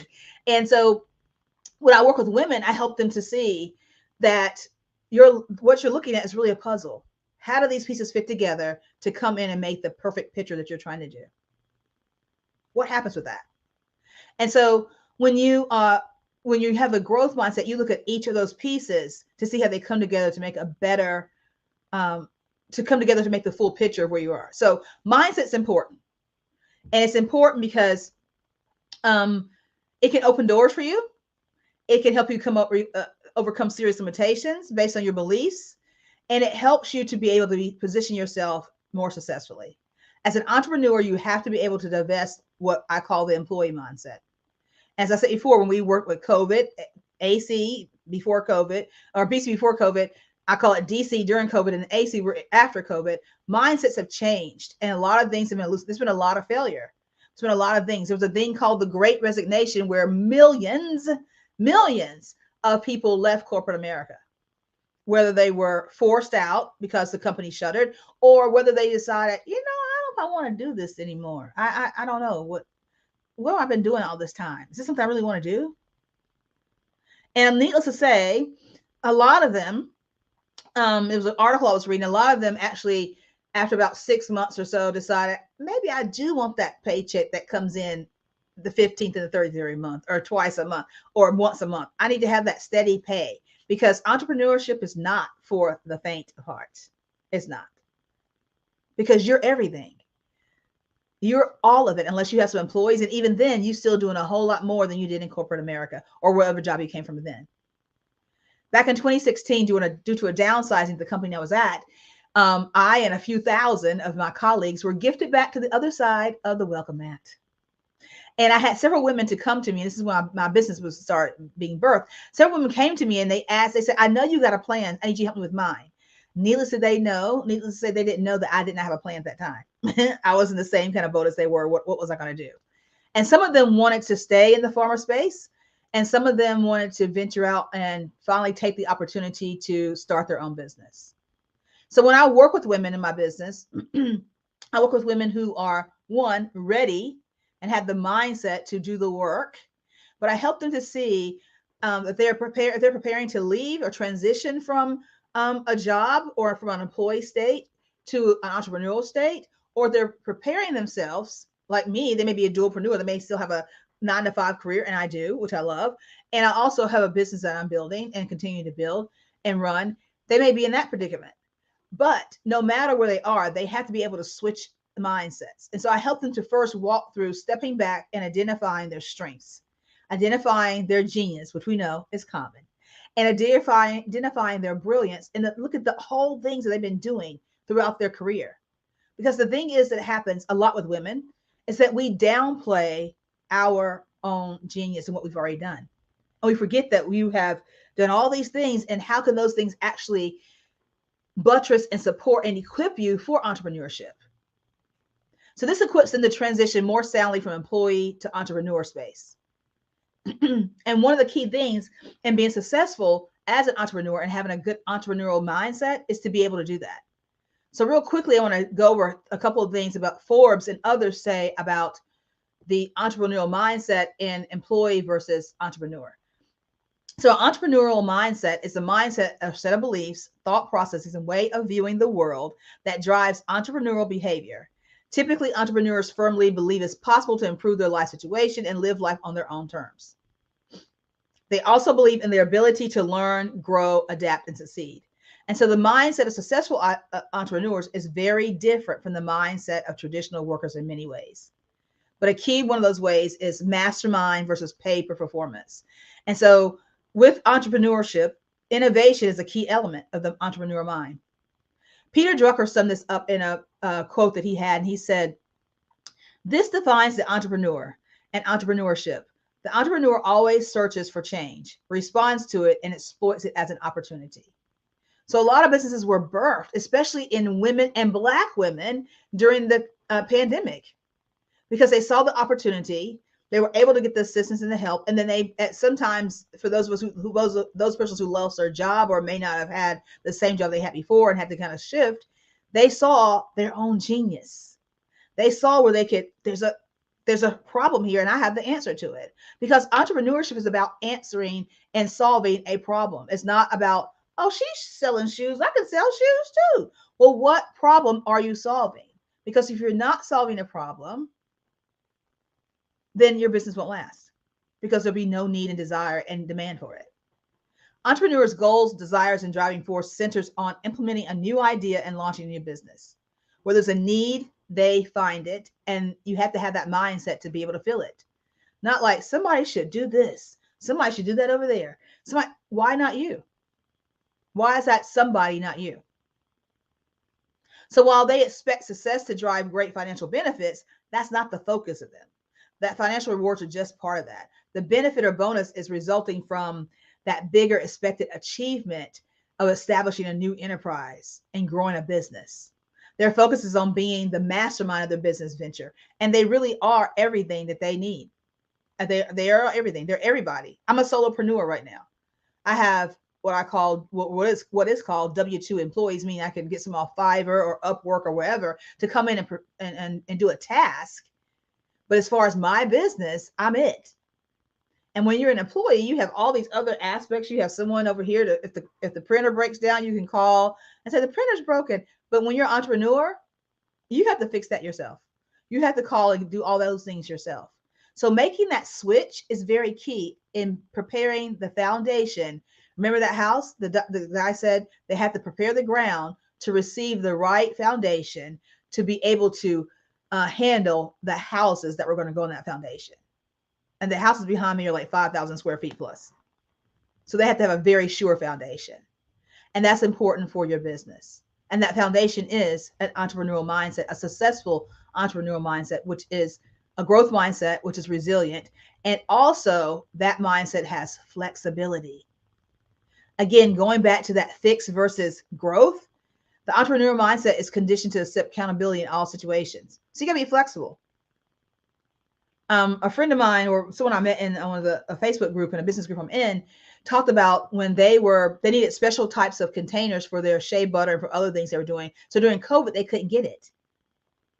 And so they reached out to someone in the group and the person's like, I can get that for you. I know someone who has this in their supplies. They're not using them right now. So what they had to do is they had to flex the size of their containers, or they had to flex and change the ounces of the containers because it wasn't the same kind of jar. But they were being flexible, but they still brought in revenue. They still answered the problem of people with ashy skin who liked their actual product. So you have to be flexible because things are going to come at you fast. So regardless of the root cause of the problem, entrepreneurs with a solid mindset drive the solution because in the end, it's their enterprise and they must get it up and going and keep it running to avoid at all costs. Also, another distinction is that there's not necessarily a ladder, so to speak.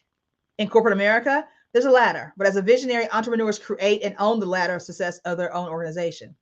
They determine how many rungs, how wide the rung is, and what it takes to get from one rung to the next as they climb to the top in their business. And they're typically confident enough with their vision and abilities that they are not intimidated by the skill sets of those persons they employ. So any fear or competitive concern is strictly tied to external business and company competition. And collaboration is so much better than competition. And a person with an entrepreneurial mindset understands that. They understand no man's an island. You may have a business here, but guess what? Linking with somebody else, maybe at like a fair or like at some type of event, will build numbers because they may bring their people and you bring your people, and you actually are using other people's people as far as helping grow your product. So remaining flexible and remaining humble and not looking at people with a side eye. Being open to learn new things. Again, that growth mindset. Those with the entrepreneur mindset are usually preconditioned to turn missteps into stepping stones. So what may be termed a failure to others and input, maybe a failure to others becomes input and data to redefine or streamline entrepreneurial plans. Thomas Edison had this quote. He said, "I have not failed. I've just found 10,000 ways that won't work." As an entrepreneur, that's a mantra that we should say every day. I haven't failed. I've just found 10,000 ways something's not going to work. And that flexibility keeps you moving in your craft. So the entrepreneurial mindset knows they have to shift from employee mindset to be successful in their space. So I talked about resilience a little bit, but I want to give you some statistics before I come to a close. Top small business failure statistics are such. Only 22% of new small businesses and startups survive their first year in business. 30% of U.S. businesses fail in the second year. Half, or 50% of all small businesses in America fail in their first 5 years.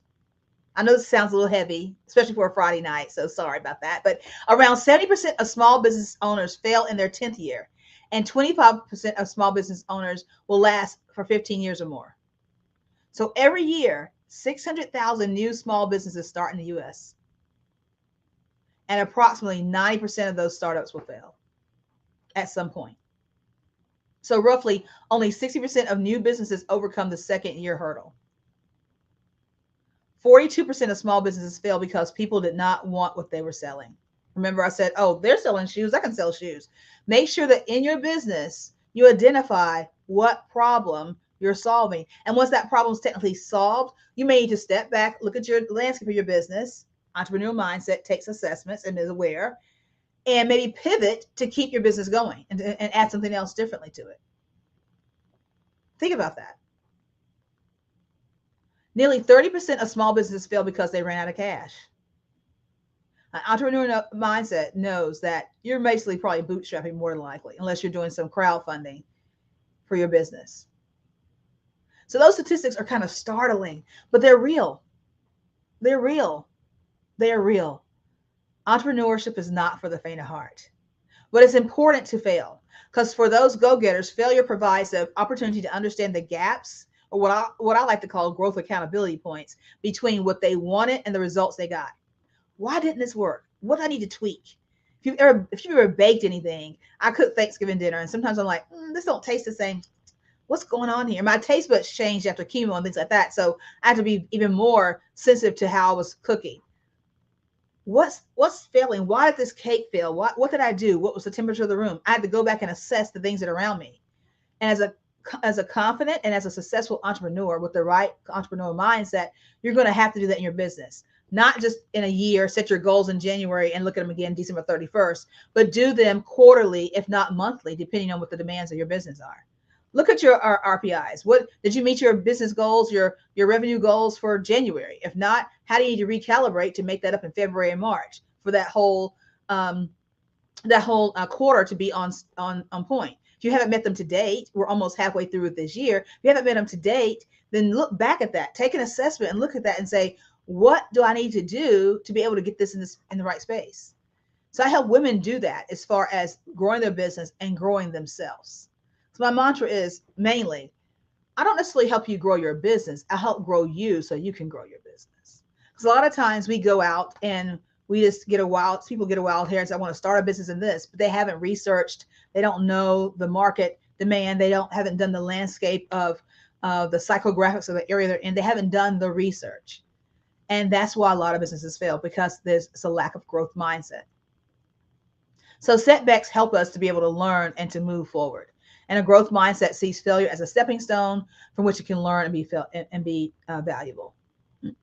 The other thing is experience and knowledge. And so again, it's understanding and making sure that you are learning your craft. Things change so quickly. If you have an iPhone, how many times have you get an email or alert that says there's an upgrade or an update? I get one, it seems like every couple of weeks, because technology is always changing. Everything's always changing. So stay on the cutting edge of learning about your business, about your craft, because things shift. If I said the words Sears, Circuit City, Blockbuster, there's countless others. Do you know who they are? Who they were? Because they're no longer around. And why is that? Because whomever was in that company did not have that growth mindset. They were fixed and rigid. That will always be like this. Everybody will always want a Sears catalog to look at, or what they call the wish book. And that's not so. So you have to be able to be flexible, have that growth mindset, have some resilience, and use failure as a leverage and not as an identification. Because you're not identified by what you go through, you're identified by what you grow through. So don't let failure define you. So when you come across a setback, it's tempting to let it shape you, but don't let it do that, because what it does is it'll stagnate you and it'll push you back into that mindset, a stagnant mindset. Flexibility is key, is very key. Because again, if anything COVID taught us is how to be flexible in our lives. How many things, not just even from a business standpoint, but how many ways that our lives changed. We had to flex some things. Parents were became teachers. They had their kids at home. Some people were working from home. That's flexibility. Companies allowed you to work from home. You had to kind of stagger people that had to be on campus or on site for businesses. They had to stagger that work staff to be able to keep everybody safe. If they didn't have that flexibility, then that company probably wouldn't be around. So the number one superpower of an entrepreneurial mindset is embracing change. If there's one thing that's constant, it is change. This is especially true in the marketplace. So if you run a business, you'll always be dealing with shifts in the market, new trends, emerging competitors, and other changes that may seem like threats. But you have to be willing to change and be able to be flexible and be learning oriented. You have to be able to do that. Jim Rohn said this. He said, formal education will make you a living, but self-education will make you a fortune. Lastly, an entrepreneurial mindset includes being able to forward think. Forward think. If you want to learn how to think like an entrepreneur, you need to be able to think long term, not just for the second, but long term.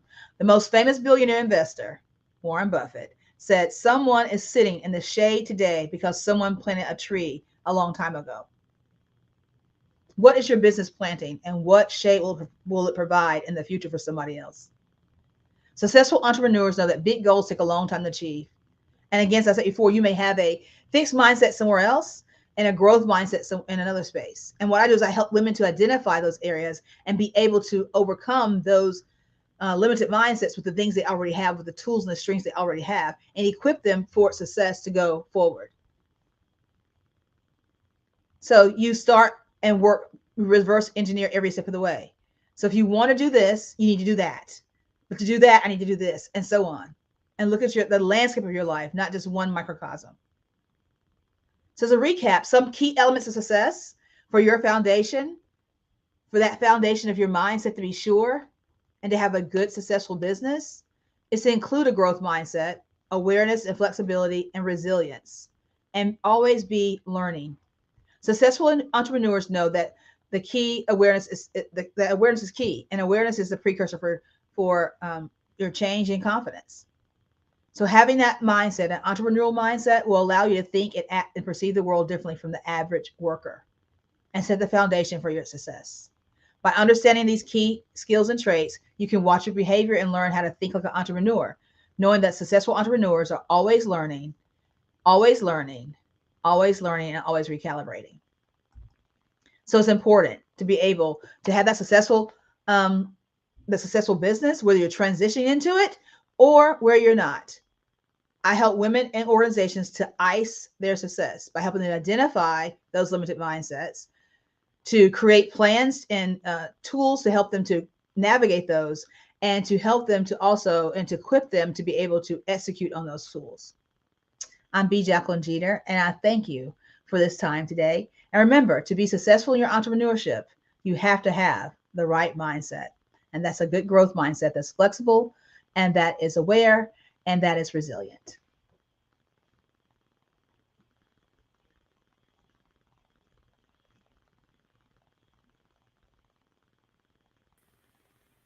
All right. I'd like to give a big thanks. That was very motivational information to Miss B. Jacqueline Jeter. Thank you. Thank you. And what would you say is the best way to contact you, your social media, contact information? The best way to contact me is I'm on Facebook at B. Jacqueline Jeter. I'm also, my email address is bjacquelinejeter@Grow, Lead, and Prosper. And my website, which will be up in the next week, fingers crossed, is under construction. It is bjacquelinejeter.com. Definitely. Thank you for all that powerful information. That was definitely informational and something that's motivating too. So thank you very much. Thank you. Genius is coming, and I'll see you on the other side.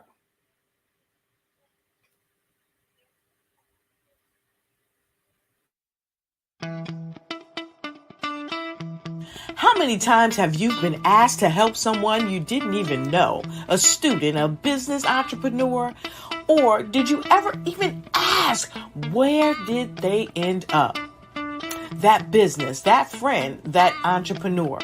Well, just maybe they ended up in a gang, bankrupt, homeless, or worse, dead. Maybe they turned to crime, drugs, and alcohol. Did you ever wonder? Did you destroy their dream, or was your life always so easy? At the Black Business Olympics, we started a movement to help students complete. Give them hope and foster success. Help them to leave their dreams of providing laptops, computers, and up to $5,000 in scholarship funds. Today, we ask you to help a student, a business owner, or an entrepreneur to realize their dreams by sponsoring them, supporting them, and buying from them. Consider this. With $1.6 trillion in our Black community, we only ask for a small donation for our students, our businesses, and our entrepreneurs. And you can change a life today. So I ask you, what are you going to do? Sit on the sideline and watch our students in high school be losers, miss out on their dream from lack of resources?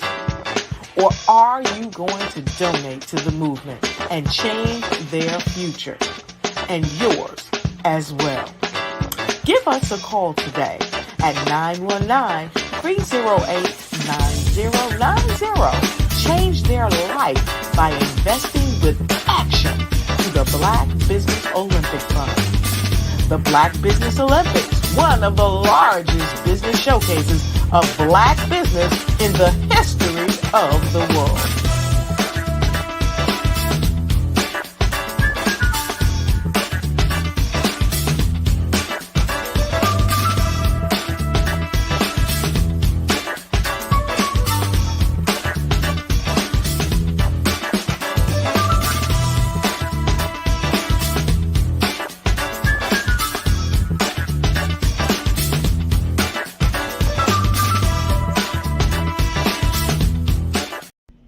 Why do I do what I do? You know, my life coach asked me that a few years ago. And she said, Tony, what's your why? And I told her, and she said, girl, you've already accomplished that. Perhaps you need a new why. Hi, Tony Harris, Amy Hoyde with Say It Said Marketing, one of your students.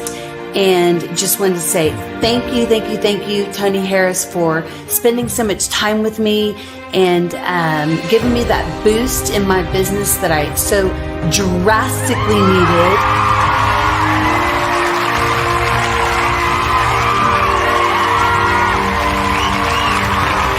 My why is to touch, move, and inspire my clients to take drastic steps to be better than they were before they met me.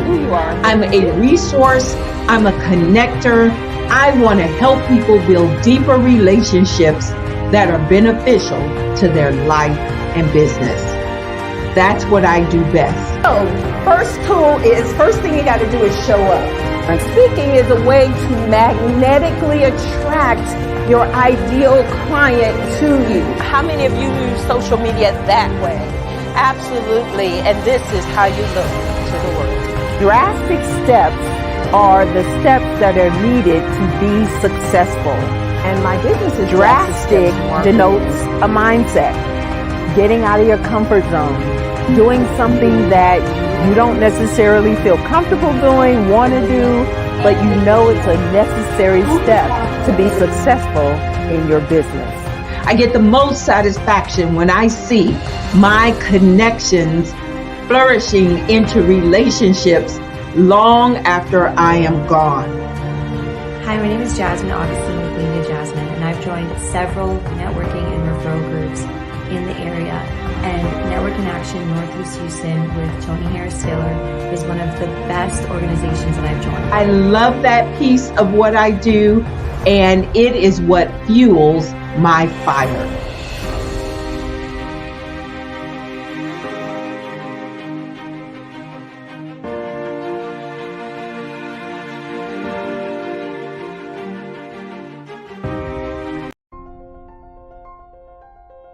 What if you could build your own city? A place where every child can find nurturing people to help them achieve their full potential. A place where every adult can access job training support, where health education is abundant, where social justice ruled the land. A place without limitations. Welcome. You have arrived at STEM City, USA. It is what every city should be. A safe and trusted community where you find people and resources to help you become everything you are and beyond. STEM City is unlike anything you have ever experienced. It is a digital twin of the world around you, only better. STEM City is about energy and soul renewal. It is more than a digital world. You can almost feel the power of live cultural events, music, and theater.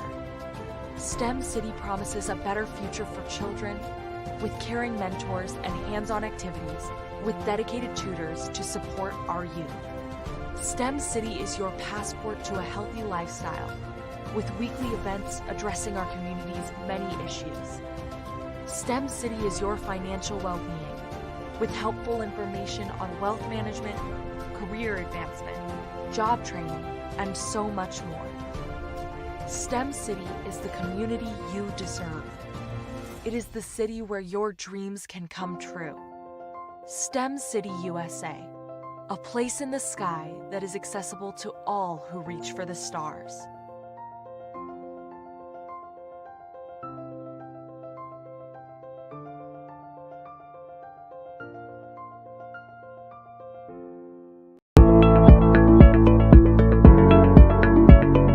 Prepare for what's coming and dominate in economic winter.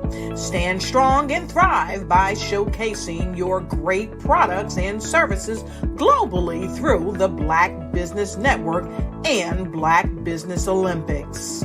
The Black Business Network has showcased over 2,000 companies with over $7 billion in sales each year. Over 10 million attendees have viewed the rebroadcast each month. Through the Black Business Olympics, unique styles of business training and mentoring are turning students into business owners and entrepreneurial warriors who will dominate in any economy. Gain the ultimate advantage of the Black Business Olympics, 7 days of unbelievable topics and speakers speaking around the globe. Donate your time and experience to provide expertise and scholarships to students worldwide and change the world. Now, more than ever, new insights, tools, strategies, and capabilities are needed. This is your chance for a major presentation to the world. Fill out the form and join the more than 2,000 speakers who have presented to over 200 countries. Join the Black Business Network streaming live into the metaverse, STEM City, Black Multiverse Enterprises, Hulu, Amazon, YouTube, iHeartRadio, Apple, Facebook, LinkedIn, Pod TV, IBM TV, Spotify, and Google Podcasts. Sign up today. Spaces are limited, and we will see you there.